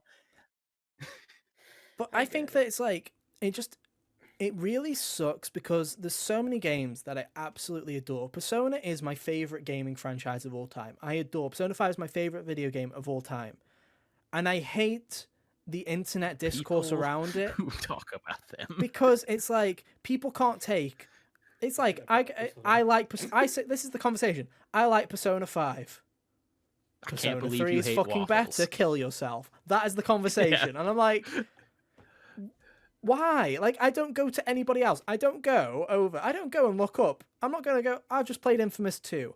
I don't go and look up some Infamous 2 impressions. And then someone else goes, prototype's better, go kill yourself. No, it's literally only JRPG fans that do this. Could you imagine how silly that would get if people did that over open or sandbox PS3 games? That'd be so stupid. Yeah, dude. I like Assassin's Creed 2, and then someone else is like, fuck you, you prick, Far Cry 4's better, you little shithead. And then you're like, this is dumb. Like no other community does this. Like, it's fine to have an opinion, right? There's gonna be people Yeah. that like Breath of the Wild more than they like Twilight Princess. But why is there then this thing of, oh, they like the thing that I like less than the other thing. I need to tell them that I hate their family. Like, I just need to go and kill them S- right now. Like, sometimes no, it's sometimes you could dumb. still like it the most, and if you don't like it the right way, they still get uppity. And I feel You know, like it's you know what I it's mean? mainly JRPG fans. You know what I mean? Like Like, Final Fantasy VII Rebirth could be your favorite game, but if you don't dude, I like love that the game. correct pairing, oops, to the bin with you. You're getting This still feels incinerated. like a complaint towards fandoms than game Yeah, opinions. that's it. That's what it is. We hate fans of video games. They're the All right, we worst. hate fandoms. All right, got it. Yeah, I do. I wish I mean, I that think we all hate fandoms collectively, though. I wish Yeah. people were just happier. Like, that's the thing is, when I think of stuff, I'm like, when I think of playing a game, like I'm playing Rebirth, I'm like, man, I really like Final Fantasy VII Rebirth. It's great. I really like these characters. And then I go online and everyone's like, yeah, but what's canon? And if it's not the thing I like, kill yourself. I'm like, well, this is great. What a great conversation. We should burn Twitter. Like, I It's It's like feel the like, whole conversation with like Aerith's name as well as like Aerith or Aerith. Oh, I love that one. Like that's and I think the thing is who it's fun to have cares? these. It's fun to have these conversations, and it's fun to make jabs and conversate like when you're with your actual friends, right? If you have different takes Yeah. on things, it's fun to have those jabs. And but Yeah, the great Persona 4 debate that rages between you and Kyle. well, I feel he's not here, and he definitely will not Oh my listen god, to he's one of them. No, it's Hunter. just specifically these two have a Hunter. polar He's opposite not. Yeah, opinion with one thing. he's not here, and it's an hour and 16 minutes into the podcast. You won't get this far, so I think I can say this safely, Hunter. I think I'm turning him around. I heard him say the other week that he thinks Persona 4 is the weakest of the three. I think I'm turning him around on this one. Oh, I was think talking about the one specific plot point there, not that. Oh yeah, he sucks. The villain of the Persona 4 is garbage. He sucks. I'm gonna agree, even though I only watched it. But it's like, I just wish fandoms were more embracing. I feel like they just suck. Dude. They just suck. I feel like they suck the fun out of things. Like I hate Persona more. Like I dislike Persona more because hate of Persona. the fandom. Yeah, because I hate the fans. I hate Persona more than I would if No, I I just totally played get it and not gone on Twitter. You I know? just don't think it's a hot take. Is Yeah, the but whole quit It's being just a bit of pedantic. fun. It's hot because we want to scream at people, Jack. It's a hot take Yeah. because I want to fucking All like right. the is the why I don't burning engage fire with- in my soul. I'm Aside being from this pedantic. My podcast, bad. I don't really engage with online conversation that much. I just go and make my friends play the things I like. Or the power And I think of that's what you should suggestion. do. I think Yeah. that's 100% what you should do. Don't ever tell anyone to ever go into a fandom or look something up. Like I say, I bullied all of my friends who do not play JRPGs to play Persona 5, and I'm glad I did because they all loved it. But it's like, if it's you and if it's someone you know that's pestering you, that's completely different. If it's someone online, fuck them off. Yeah. Get them in the bin. Unless they listen to this If you're- podcast, then they're fantastic. Thank you very Yeah, much. you're all You're great good. if you listen Like to and this, but subscribe. You yeah. passed the 5 check. Thank you. a few years ago, I didn't have anyone to talk about Transistor with, so two of my friends played it, and I bought it for one of them. Hell yeah. That's Anyway. the better approach to take. You know what? While we're Is it here, me or we've is it mentioned her? Persona, Jack. Before we get to you, I said this last week, and I'll say it one more time, just for the people in the back. After saying don't be negative about things, dude. Hunter, I'll say it to you. Persona 3. Not depressing enough. Hot take. It's not depressing enough. People, Jack, have you heard anything about Persona 3? Like the remake or About it in general. In general, When people ask like people always say that game's really sad. Like that's the dark one. That's the the only thing I've heard, because I had a friend who used to always talk about like, oh, Persona 3 is quite good and all these kind of things, and I just always remember being told about the ending of the game being sad. Yeah, that's Haven't what played it. basically everyone goes, "Oh, Persona 3, that's the sad one. It's the sad, oh, it broke me, Persona 3 did. It's the most emotional, it's the most depressing. It's like it's the one with, and then I played it and I was like, I don't know if it's because I actually have depression and it's hard for me to feel like this is really sad, but I played it and I'm like not that depressed. Like I was like played worse. Nier Automata definitely worse on the depressing scale of video games. Like I still Every Yeah, Nier yeah. Automata I side think I quest said. basically I ends think with the someone last time killing that we. themselves. So it's I like, think the yeah, last time we had this conversation off air, I was Oh, like, yeah, I'm spoilers. like, Persona 3 not depressing enough. Nier Automata was too depressing for you at the time. There's got to be a game there's that's a middle like in the ground. There's a yeah. middle There's got to be a ground. happy medium somewhere for you. But I I mean, feel people like say like stuff like Majora's Mask's depressing, which Well, it yeah, is. it is. No one kills himself. People die, but There's a lot of existential dread is like a heavy theme in that game. yeah, It makes it's like sense a to much make that different thing. statement. But I don't know the premise of Persona 3. Oh, the premise of Persona 3 is basically death is inevitable. Death is coming for everybody. Make the most out of your life. And everyone takes the first two parts of that and goes, game's really sad. And I'm like, I actually think that Persona 3's message focuses far more on make the most out of your life more than anything else in this, Which is like in kind the of the game. message of at least all three of the ones I've played. Yeah.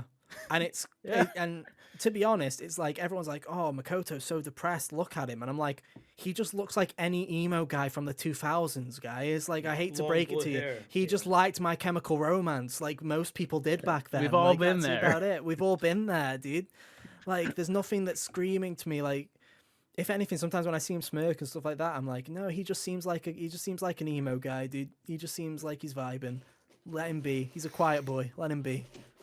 Yeah. So I know I shitted on like the opinion of like shitting on fan bases and this Yeah. terrible thing, but I'm gonna go ahead and shit on a fan base because Oh, thank God for that. Yeah, go it for was it. in my list anyway. Um, Five Nights at Freddy fucking sucks, It sure does. and Boring so one does its trick fucking pony. fan base. I don't understand the hype. I never will. Why? It's just jump scare simulator, isn't it? I feel like the It's problem. literally like if I wanted to put up the old YouTube video of like Jeff the the road, Killer. the car on the road.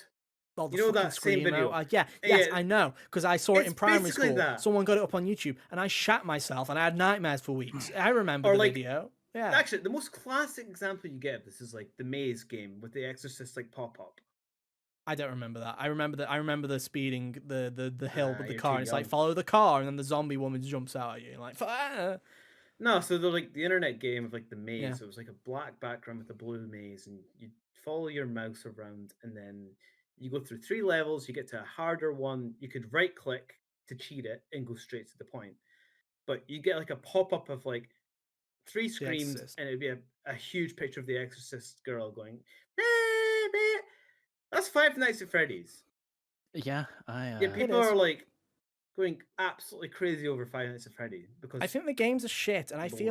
I feel like everybody I feel like there's a part that everyone that isn't 12 knows that they're shit. It's just it's like it's the rabbit hole, right? I feel like it's the It's the lore. YouTube People care about the lore. Yeah. lore, and it's whether you're into it or not. And as somebody who was really into Call of Duty Zombies, which had an Easter egg and a whole storyline and a whole side narrative that was just all drip fed through radios and different stuff, I get the idea of being really interested in lore and getting to grips and trying to figure out a story and put it together piece by piece.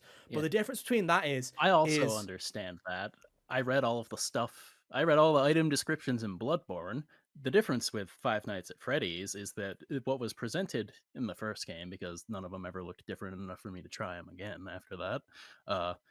In that, it doesn't present any of that to you in a way that was ever interesting, and the game was bad, so I didn't ever want to look for it. yeah. It was literally like a game made for reaction Yeah, it's made for 12-year-olds YouTubers. and reaction content. And I don't necessarily think it's like I think the games are bad. I don't think it's a bad thing that they exist. I do feel like it's been over saturated though, and I feel like there's way too many games that try and do it. I feel like I hate Five Nights at Freddy's more because of all the Hello Neighbors and the Poppy Hello Playtime neighbor. and all the God, fucking Poppy Playtime. The stupid looks like an inflatable shark had a baby with Sonic the Hedgehog. It's the dumbest Bam looking Bam design I've and all ever that seen. shit. Yeah, what was it? Garden of Bam Bam or some shit. Like there's so many garbage horror games like this, and it's like here's the thing: is stuff like that, Jack. You know, jump scares, the stupid you say the speeding bit, the stupid car on the hill with the jumping zombie, the zombie lady that jumps up at you, jump scares and stuff like that. They put me off playing like actual horror games because I hate jump scares. I just don't like them. So like stuff like this just put me off them forever. And then it's like I play Resident Evil 4, which you know, and it's like there is no jump scares. I'm perfectly fine with it, and I had a great time playing it. And it's like, wow, Yeah. these few games that just overemphasize on this shock value for YouTube really ruined my opinions on a whole fucking genre of video games. It's It's the so same with annoying. movies as well. Like, I don't want to get into movies, but like movies were doing the same thing for a long time in the horror genre. It was just like, Oh and they yeah, a still lot of do horror it to movies this. They suck. still do it to this day. Like loud noise and like camera cuts to like something, like a Yeah, yeah. shadowy figure in a hallway, and it's like, boom. It's like, Yeah, Paranormal Activity, all that jazz. You know, it's like that era of 2000s horror. It's just Yeah, like it's like jump scare after jump scare. Um, it's yeah, just yeah. really, it's Anyone really can do it. cheap. It's it's so just easy. cheap. It's super Yeah, easy, right? But yeah, it's like people will look back on it and go, haunted wow, houses do it. that was You know? such a scary film. Like, no, it wasn't. You got a cheap jump out of you, and that was it. Uh, Yeah, and it's just like I'm I not can I'm appreciate. not looking back on old internet games and going, wow, they were the best games of my time. No, it was just a cheap scare, and I went, ha, yeah, that's a fun thing to show to my family member and prank them with. yeah, And don't get me wrong, there's always good use out of it. There's good uses of scare. There's nothing wrong with being scared, but it's like there's nothing of value from a jump scare, right? It's like I specifically remember it's ephemeral. Doctor Who when I was a kid, right? The Weeping Angels were a monster when I was 9 years old. They It's just scared like the the shit statues. out of me. For 3 months, I had nightmares about these fucking things. Were there really any jump scares in that episode of Doctor Who? Not really. They moved when the camera wasn't looking and stuff like that. So there was stuff, but there was no screams, no massive like kind of fucking Not the whole sensory overload. You're gonna no. jump Was that the because statues that survival like instinct. turn people to stone, like Medusa, or was that like a different thing No, they completely? were like the statues that once they touched you, they turned you back. They sent you back in time essentially, but they could only move when you blinked. So the whole idea was There's if a you whole blink, creepy pasta behind that, yeah. yeah, the back rooms is all based on this pisses me off. The first entry of this back rooms bollocks from the YouTube scene is basically just Blink from Doctor Who. They just ripped it off because it was the idea is from Blink, and it's just been like that. Now people go to Blink and they go, "Wow, it copied the back rooms." No, it fucking didn't. It was 2008. Fuck off. Like, oh, I hate it. 2007 even. But it's like stuff like that. Good uses of horror is clever. I also just think Weeping Angel is a brilliant idea for a monster. Just think Yeah. also like My favorite, it's great. I could talk about that episode of Doctor Who all day. It's fantastic. My favorite part that you won't notice as a kid, but it's really clever, is they don't move when the camera's on you because you're watching them. So it's like they never move Yeah, on screen because you're watching it, even if no characters are watching it because you're watching it. They also don't move. It's really I love that that episode. is It's brilliant. clever. That's nice. Yeah, it's really Yeah. good. Then they fuck it up when they show up later in the series again. But you know we can ignore that. Ah, beans. we're That here for one Doctor Tends Who, episode, to but that happen. one episode's fantastic though. It's the best episode of Doctor Who ever written, probably. It's the one episode I recommend anybody watch. Um, but yeah. Anyway, fuck Five Nights at Freddy's. The animatronics sound like the rabbits too. It's stupid. Do they? I've never heard them. I made that like 10 years ago. I just ranted into the camera about Five Nights at Freddy's because it was annoying me one time, and I made that joke in the edit there. I was like, Matt they Pat, you just saw a Matt Pat video and went, you know what, I'm no, done. no. I out of spite don't click those ever, so I didn't. But I had people, telling me the things that he made up or whatever for the games because the Oh game didn't yeah. really tell that to you. You know, I was always of the opinion like Matt Pat had like a sponsorship with FNAF. I don't think that I don't happened, think but it's. I don't think they it did, definitely but symbiotically helped yeah, it was each a other's mutual careers. relationship. It was Yeah, beneficial for both parties. For I just remember like really loving watching Game Theory when I was really young, and then the dude, the channel first couple of just years of Game Theory Oh, were great, and then when Five Nights at Freddy's happened, it just overtook everything. That's when I it stopped took watching Game out. Theory. I don't think I'm like alone in saying that. Is like that channel changed for not for the worst, but like it changed demographic to support itself. 100%. Right, Hunter, you got many more? I don't know which ones. I've been going all kind of out of order here, so here's one for the. I've got like 5 left, I think. I don't have to say them all. They're not all super Pick important. two. We'll All No, go. right. you bring Hunter. You bring this up 5 years later. Yeah. I'll do that. Here's one that a lot of people tend to just not understand, depending on what kind of game it is. Gameplay isn't always the most important thing. Ooh. Ooh, that is Yeah, spicy. yeah. Why'd you It's say like, that? Is this like a story thing or? well, yeah. Certain games, the more important thing is a different element. Like gameplay is the most important thing in something like Devil May Cry. Yes. Visual novels as well are like not gameplay heavy. Yeah, exactly. Like the gameplay in To the Moon, for example, a really Mm. great game. Uh, all you do really is walk around and talk to people, and then solve the most rudimentary puzzles you'll ever see. And it's still an incredible game because the story and the music and all of that is exceptional. And some people, it's always be like, "Oh, they're called video games." I don't want to watch anything. No, I Like, man, 100% agree. I 100% they're That's a agree. like, man, fascinating kind of topic though to me because like anytime I try to get people to play games now that are like mostly like text heavy and stuff and like visual novels and stuff, it's like anytime they're like, I'd rather read a book, and I'm like, okay. it's not even just that. Like I remember I was trying to get my girlfriend to play like a certain game and it was like quite text heavy and she's skipping through it and I'm like, read it. Because then eventually she comes up to me and she goes, "What do I do?" And Oh, I hate those fuckers. I hate those fuckers. I'm like, "Did you not read Yeah. it? Uh, read." My Yeah, I friend, did read yeah, it. yeah, Told me to do this thing and here and then, but what do I do? I'm like, well, you didn't pay attention. my friend Ed does that where he just skips through the tutorials and then he goes, I don't know how to play it. I'm like, yeah, 'cause you skip through the fucking tutorials like a dipshit. Like, what are See, you expecting? I'm Come a on, Ed. That's like tutorial that's skipper Calling like you a out, Ed. self. too. Fuck you. Read the That's I'll like do a tutorial. that, and self I'll be like, problem. I trust myself to figure out the mechanics of a game usually, and if I don't, I don't hold it against the game at least because I'm a reasonable person, I guess. But a lot of people don't understand that. They're like, "Oh, I don't know anything. Screw this game," and it tells you in like the first 2 minutes. Hi, David Jaffe. But no, I agree with you because it's like a lot of people are like, gameplay, blah, blah, blah. But I'm like, the whole point of video games isn't that there's gameplay, it's that you interact with it. It's an interactive It's medium. yeah, it's a So that doesn't matter culmination of a if it's lot of picking choices elements. in a, if it's picking choices in a narrative, if it is just going and talking to people optionally. It's like you don't need a heavy gameplay loop to get something out of a video game. It's Yeah, like when people are like, "Oh, it's just a walking sim." I'm like, "So live I in the think fucking world, yeah. I think It's breathe this in is like it more for a of a little bit." misunderstanding of like what people preview, not preview. It's more of a misunderstanding of how people view games, and they think it's just click buttons and do the action and get the reward. people try to put a limit on what games are, and it prevents them from expanding what they can be, and Yeah. it's super annoying. Oh no, completely agree. Like it's like to go back to the gameplay thing, for example, Metal Gear Solid 5 has the best gameplay in the series, and it's not as special as 1, 2, 3, or 4 to me because the other elements that make it cool, like the story and stuff, are not there. But people would skip on it. Yeah.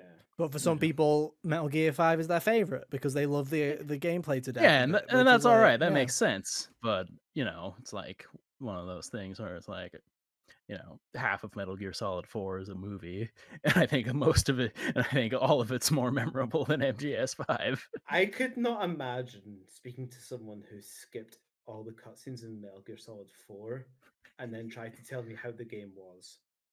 Like, Well, they didn't play it. They probably played for about 25 minutes and then we're like, wow, that was a short game, exactly. bro. That was a short game, bro. Like Damn. inconceivable. Like, how is Metal Gear Solid 4? That game felt really short, and I'm sat there like, that game was like 40 hours worth of cutscenes. What do you mean it was short? Mhm. Yeah, dude, real quick, real quick. But Uh, no, I agree with Don't that get what you're answer. talking about. No, I agree. I've got so many. I kind of already mentioned that one, so we can go. But we've bullied Nintendo hardware enough. Done that one. We've done. Oh, I we've done kind of want both to of know those what it ones. was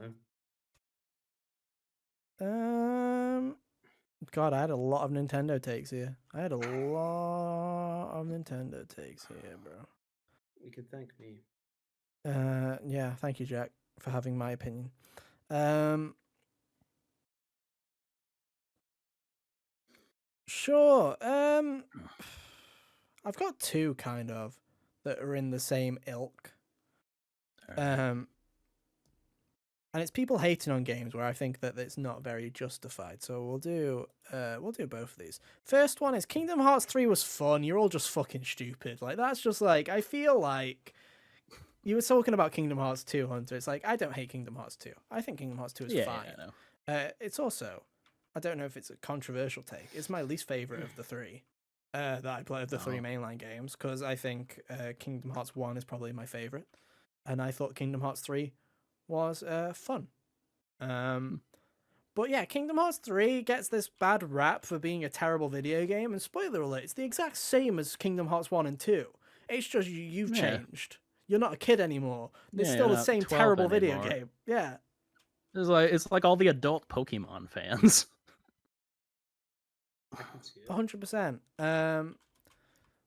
But yeah, there's nothing that Kingdom Hearts 3 does that isn't based off Kingdom Hearts 1 or 2, and it just makes me laugh when everyone's like, "Oh, this game is so much worse than the other two," and I'm like, "It's the same Did it fucking just game." play differently, or It does play a No, little like little bit, yeah. in the moment-to-moment gameplay. It's a little different in 2 and 3. I liked 2's a little bit more. I like there's hopefully this is what Kingdom Hearts 4 turns out to be, where there's the perfect marriage of the more open and realized levels in 3, and then the moment-to-moment gameplay that I liked more in 2. If Kingdom Hearts 4 could have both of those, that'd be nice. What I always say about Kingdom Hearts is 1 has the best story, 2 has the best gameplay, 3 has the best worlds. That's how I usually describe it. Each one manages to be the best at one thing and not excel I at the think others. 1 only gets best story by default. Yeah, no, but I think 1 has a fun story though, because it's like there's not that much bullshit, really. Yeah, that's what I mean. So it's They had to like- be they had to be grounded in something, and then they got stupid yeah, with the rest of it fun, immediately. Not though. even 2 in Chain of Memories. So it's like, yeah, Uh, I think Kingdom Hearts 3 gets way more slack than it deserves. I think its worlds are excellent. I think it's a fun time for what I expect from Kingdom Hearts. You know, I can't wait for Kingdom Hearts 4. It's coming out next year. Buckle up, boys. Crazy prediction from Ethan. It's out next year. It's fantastic, and it's probably get delayed a tiny bit if Resident Evil comes out in January. We'll find out. The other one. Oh, I don't think Kingdom Hearts isn't afraid of Resident Evil. They came out in like the same couple of weeks in 2019. That's true. One of them's a horror, and the other one's Resident Evil. So I'm sure they'll be fine. It'll be great. Yeah, exactly.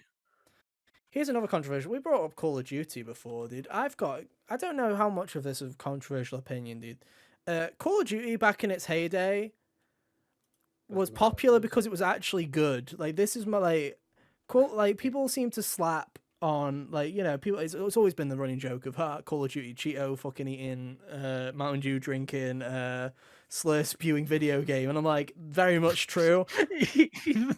Even turned into the Rock for a second. I think I can like relate to you on this as in like a UK person. Like FIFA had the same kind of vibe. You know, like FIFA back then was like you had to buy it every year. You had to always be with like your friend group and like play the game. No, but here's the difference, Jack. Call of Duty had that same thing. Yeah, but here's the difference: was Call of Duty was I actually like really was actually here. Here's the difference is, Jack, is FIFA was a cash grab and was always shit, whereas Call of Duty was actually a really solid package every year. The golden years from Modern Warfare 1 all the way to Black Ops 2 was every single year you got a campaign that was fucking fantastic. It was some of the best first-person shooter campaigns that were releasing at the time. There was a reason people were trying to copy them and were failing, was because Call of Duty campaigns were actually really good. It had the best, in my opinion, one of the best multiplayer game modes of all time. And then with Treyarch games especially, they also had Zombies, which was a great co-op mode. It was a really solid package, which for 40 quid, for $60, no wonder everyone bought it every year. Now, when we get to modern day Call of Duty, that has garbage campaigns if they're actually there in the first place, awful multiplayer, a terrible battle royale, pay to win cosmetics, and $60 million worth of fucking guns to buy in the stupid microtransaction store. They're awful now. It's a change in the industry, though, yeah. Yeah, but back in the day, the reason Call of Duty was so damn popular was because, hate to admit it, they were fantastic games. Yes, they were oversaturated, but they were great. There was a reason why people liked them. FIFA, it was the same game every year. You got fucking played. But Call of Duty, you got a brand new pay money into cards for your ultimate Yeah, team. dumb. Well done, you. But Call of Duty, you got at least an 8 to 10 hour campaign every year. You got a multiplayer system that actually surprisingly changed every year, unlike the current one. And then you got a co-op mode like Spec Ops or Zombies and stuff like that. I think they were great games. Modern I Warfare never 1, owned like Call of Duty, but like every time I'd go over to friends, we like I'd be playing Call of Duty with them, and I always enjoyed it like a lot. Like the games were really, really good. Yeah, I politely entertained playing Call of Duty with my friends for several years until like I think around the time I graduated, I just had enough and I was like, no, I'm not doing this anymore. Yeah, You can't make me. I'll sit here and look at my phone or play my Switch. we were like sat there like I mean I remember like back in the PS2, me and my brother were playing like Brother in Arms, which is mm, like basically a Call of Duty game, but all the army games like way back then were basically the same as Call of Duty. And then growing up to see how it went on, it was fun playing it with friends. Like I couldn't knock it, but the oversaturation made it always feel like yeah, it's getting a bit much. But I see where Ethan's coming from. they were always solid. And it's ironic, really, that the era of Call of Duty, the golden era, was the exact length of the 7th generation of consoles. Was as soon as the PS4 generation started, that's when Call of Duty stopped having the quality that like that's it. That's the cutoff line. Is the exact year 2013. That's the year where you Yeah. draw the line. Wow. And yeah, there was Black Ops 3, which in my opinion is the best Call of Duty game ever made. It's my favorite Call of Duty game of all time. I love that game. But every other Call of Duty after that 2013 point, nowhere near as good, and they just get progressively worse and worse and worse. And now I would happily say that Call of Duty is not a good video game. It's really not. It's bad. It's so bad that Christopher Judge is dunking on him during awards presentations. Dude, so bad that people are just asking them to just remake the old ones and do it properly, but they can't even trust them to do that properly. So it's like, wow, Yeah, that too. that's great. Ugh. But no, they used to be good, man. They used to be good. Not like incredible, but they were fun. And I can see why people, if you could only buy one game a year, I can see why people just bought Call of Duty. You could get your money's worth very easily out of it. Anyway, Jack, do you have one more? I have one more. We're gonna Cool. go back a we're gonna go back a decade or two before. Well, actually, probably a decade before COD. Nintendo 64 games have aged horrendously. I agree.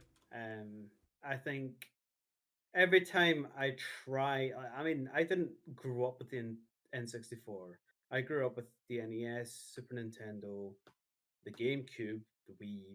The only generation I skipped on in Nintendo was the N64. It's because I didn't own one. But every time I go back to it to even give it a shot, and this even includes Majora's Mask. Like, I think Majora's Mask is a really, really good game. But every time I try to play any other game from the N64, it controls like fucking garbage. And I think everyone's nostalgia oversights just how bad it is. Like Mario 64, I get there's a huge speedrunning community around it. But even when I've tried to play Mario 64 in the past, I don't know, it feels horrible. The frame rates, like in some games like Ocarina of Time, was like what an abysmal this is like a European issue mostly. 'Cause I think the European version of Ocarina of Time is like 15 frames per second. Yeah. That's like horrible. And then obviously they had the 3DS remake at 30 FPS. And it's like still this game is still built up off the N64. It just feels Yeah, awful. the 3D one looks really weird. It just feels awful every time I go back to an N64 game. Even if it's been remade, I'm like, what is this? It's so It's because it's built for that clunky. janky ass controller. It's built for that. Well, that's what I fucking... say, but that controller also, anyone that defends that controller, you could be a Smash 64 player competitively. You're not persuading me that that was a good controller. No, That it's garbage. joystick looks like it was going to break at just a simple flick. It's not great. I kind of agree. I think there's some games on the N64 that visually have aged all right. And when I say that, I think it's mainly the rare games. And not GoldenEye, obviously, but I mean like Banjo, I think still looks Yeah, pretty Banjo. decent. Conker looks pretty great still. The benefits of coming out in 2001. Yeah, basically.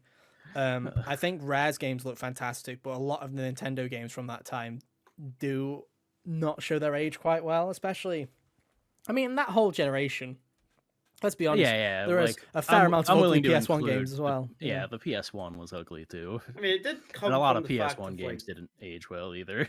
it came mostly because Nintendo had that deal break off with Sony, and they were having to yep. disk drive like talks, but still, the There's some ugly games. games. I feel there's good looking games in that generation. In that generation, like I think, like say, I think a lot of the Rareware games look great. I think the Spyro games still look fantastic.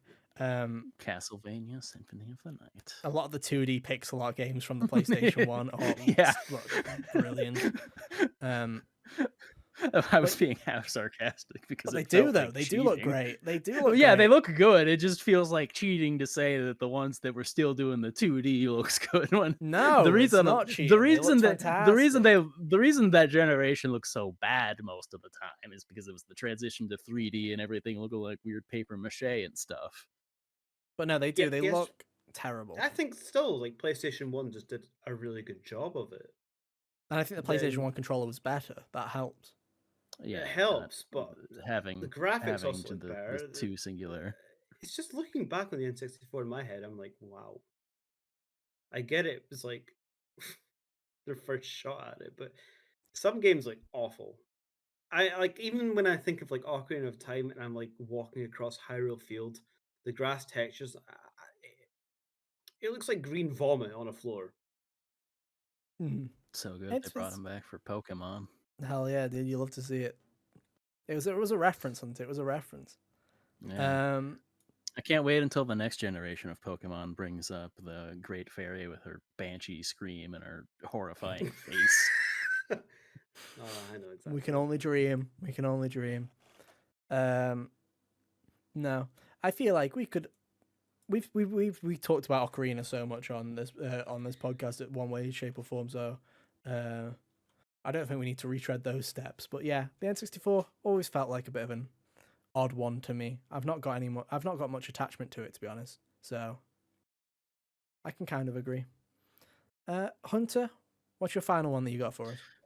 All right, so this is less a hot take amongst casual people because they can't even bear to finish a game, but for a bunch of people who play video games a lot, 100% in games is for chumps. I don't even mean platinum trophies before you give me that look, I Ethan. I mean think just in general, 100% in games is for chumps and rarely ever worth it. I think this comes down to your life. If you don't have one, it's all good. You know what I Yeah, mean? Like, there you go. Yeah. If you have to squeeze Yeah. every drop of anything you're gonna get from a game because And don't you get me got wrong, I'm not gonna sit there and play Breath of the Wild for fucking 200 hours and collect all the Korok seeds. yeah, I didn't do that either. I I don't do think any sane person would want to do that, but hey, some people have. with every video. Some people, it's like, oh, a lot of the side content in games is just, especially modern games, there will be side content that is just fluff, and there's no reason to go do it. And it's like, my patience with side content extends to as long as I feel like it's worth it Mhm. as I'm doing it. And then I stop. And then if someone later who played the game is like, oh, you missed something real cool, I'm like, oh, that sucks. It didn't point me in that direction, so I don't care. Sorry that there's late game Xenoblade 1 side quests that were neat, but the rest of them weren't interesting, so I didn't do them. Yeah, they can I flip that off. just Everyone's like, this is the best fucking side quests are right there in that game. I'm like, what? Right after Button Valley, the most dull section of a video game I've ever played in a while. I'm good, mate. You had your chance. You had your I am convincing. going to be a bit controversial, but I do disagree a bit. I mean, I am a platinum trophy addict, which quite a few of them require 100%. So, what can I say? I just think I like agree and I if you want to get disagree. the most out of a game you can get, yeah, I get. If you want to get the most out of a game you can get, then I'd say it's worth it. But if it's like a task where it's like it's going to take you hundreds of hours to finish, like yeah, then maybe no. Like, what's the point?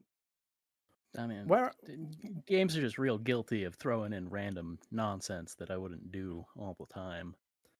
where I stand is if you enjoy the game that it warrants you going for it, then I see no like if you want to do it for the sake of doing it, like you because you're that into the game, right? Whereas like I want to go like me playing Xenoblade 3, I want to do every side quest. I want to make sure I do every hero mission before I finish. I want to do all this stuff. I think there's no problem in doing that. I think that's great because you're just getting the most out of it. It's when and I've done it many a time because I've had this problem because I'm addicted to getting platinum trophies and doing stuff where I'm doing stuff for the sake of getting that digital badge, getting the check, getting the you did a good job, you did all 65 of these hostage takeover missions, good job, buddy. And then Yeah, they give you and that's mostly what I mean is like, yeah, enjoy the game however you want. I'm never gonna actually stop you from doing that. But it's like it's like Spider-Man, the first one, around Act 3 was when I stopped being like, okay, I'm done with these criminal camps because now they're taking too long and it's still mostly the same and annoying. Or in the Batman games, I didn't even entertain the idea of doing one of the criminal camps in Arkham Knight, except for the once I mean, I'll do you one near just the as end, and then well. it's like, oh, Slade's here, and I'm like, oh, that's kind of cool. Still not gonna ever see you again, though. The one time I did feel like a chump was getting all of the custom moves in Smash 4.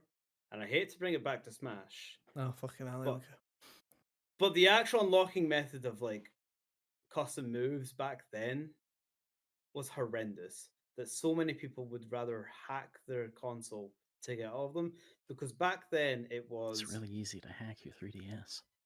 well, 3DS is different to the Wii U, but the Wii It's U was really also easy to easily hack your Wii hackable. U as I well if think you you're able just to do said that way of Smash going. 4, This was before so the Wii I'm U was still in hackable, though. This bounds. is like when the game was first out. But the way you would do it was you'd sit in, I think it was Target Blast. You'd like Break set the your controller targets. down with Ganondorf and have him Warlock punch, and leave basically your console on all night. And there's only a chance you'd get all of the custom moves because even then it was all random custom moves you would get, but it could be repeats. It's like opening a trading game card pack for Pokemon and you get dupes. It could be that for ages and ages and ages. Mm. But I did it. That I felt rewarded? No. Which I guess I get then. I shouldn't have done it because there was no reward for it. Yeah, you just feel nothing. That's what I find is Yeah. it's like when I used to be early on when I was trophy hunting. When I got a platinum trophy, which was like the big checkbox, you've done it. I used to feel like so proud. I was like, oh my god, I did it. I got all the stuff. Hooray. Now there's no emotion. It is literally eject, delete the app, whatever it is. Just literally close the game, delete the fucking thing, whoop-de-doo on to the next one. Like, it's like I don't do it because I get any gratification out of it anymore. It's an obligation, and that's when it gets stupid. Like, Yeah. Yeah. Or what was it? Ooh. To go into But this, I dislike games that like hide the completion, like a special ending for getting 100% in like Crash or something. That's not bad. I specifically remember being Crash told that 4, to see however, it's a little more annoying, but still in line with the and you'll rest of never the get a series. Crash 5, so it doesn't matter anyway. Yeah, I specifically remember being told about Kingdom Hearts Birth by Sleep and how to see like the real ending yet that not only play all three people but also find like the special emblems or whatever their equivalent was Mm-hmm. in that game. I don't remember. I didn't care. I was already finished. I was like, I got to the end of Aqua's thing and I'm like, I'm not even playing the other two. I don't care about this. I'm done here. You should have seen my friend's reaction when he got to he was playing Birth by Sleep or whatever, and he was like, "Oh, you get to play." He's like, "Oh, there's three choices. Who do I play as?" I'm like, "Oh, I play as Terra first." And he was like, "First." I'm like, "Just trust me, just play as Terra." He's like, "Okay, I'll play as Terra." Then he got to the end of it, and he's like, "Credits rolling." He's like, "That's it." I'm like, "No, you got to play through the game a whole another 2 times with the other two characters." And he was like, "I fucking hate this game." And I'm like, Dude, "Yeah, yeah. yeah, it sucks." Long games that ask you to play it more than once are kind of annoying in general, too, as far as If that. I'm It's like, replaying a game, I want it to be of my own fucking my yeah, own motivation. I want to be the like reason that I want to do it. if I ever play Fire Emblem Three Houses, I'm picking one route and never doing it again, See, probably. I want Or to at play least Three I'll Houses I'll, I'll again pick one route at some and then point. I'll watch the other ones. Like I won't keep that as like need the sanctity of not being spoiled for it or whatever. See, I don't It's know the like other how endings to Three Houses. I don't know if this is a controversial opinion, but if a game has choices in it, like Three Houses where you pick a side and stuff like that, I prefer not to know what the other end, what else is there really, because that I made my choices. I live with those. Like that's my story. Yeah, it's fun to know.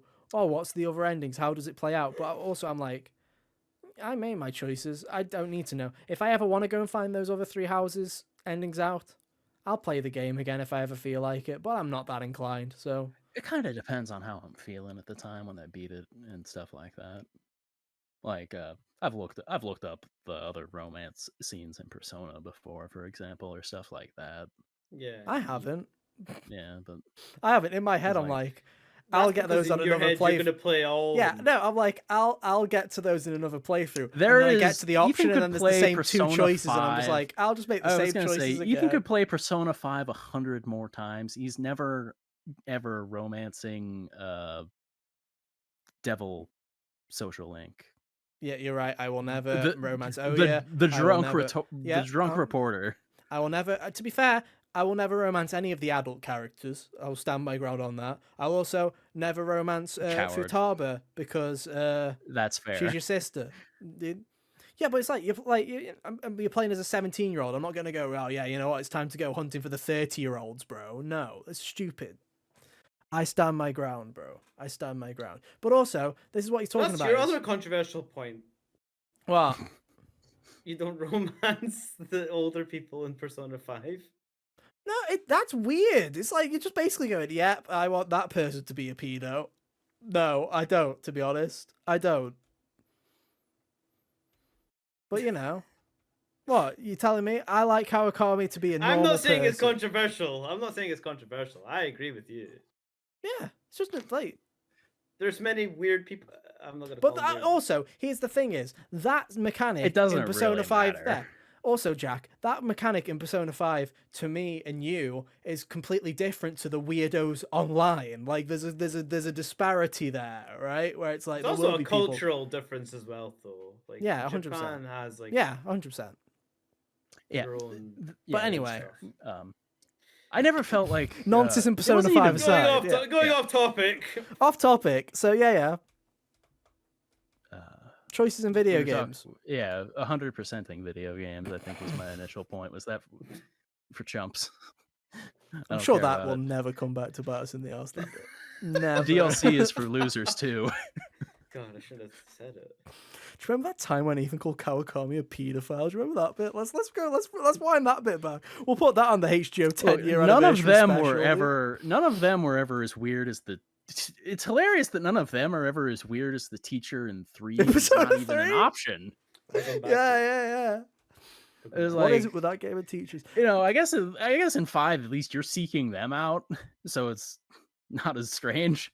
No, I love Persona 5, favorite game of all time. I will still not understand the game that has the entirety of the first arc be, look at this teacher be a predator. He's the worst thing on the planet. Let's fucking kill him, boys. And then the rest of the game is just like, oh yeah, here's like 4 adult options where you can just do the reverse, but it's fine. I'm like, I remember.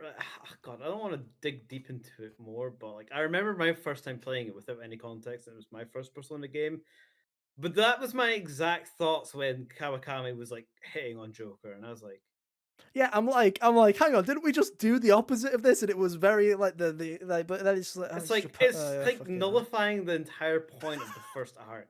That's why you ignore it. That's why you ignore it, and you make your own story, Jack. That's why you just make your own story. Which I you just did. Sweep it under the rug. You just go, fuck off, give me your XP, and that's it. Can't remember what was. Oh yeah, it was the drunkard from the bar. The massage lets you go and do. The stuff massage if lets you go go to out Mementos. after Mementos. Yeah, that was it. Yeah. I thought I heard about the other bad characters. Anyway, Oh yeah. Oh yeah. I like Takami as a character. I have nothing. Yeah, Dr. Chihiro, Takemi's forehead. great. I like her as a character, but again, I like Don't Chihiro remember the too. fortune teller's age or whatever, but who cares about that? Anyway. She wasn't in high school.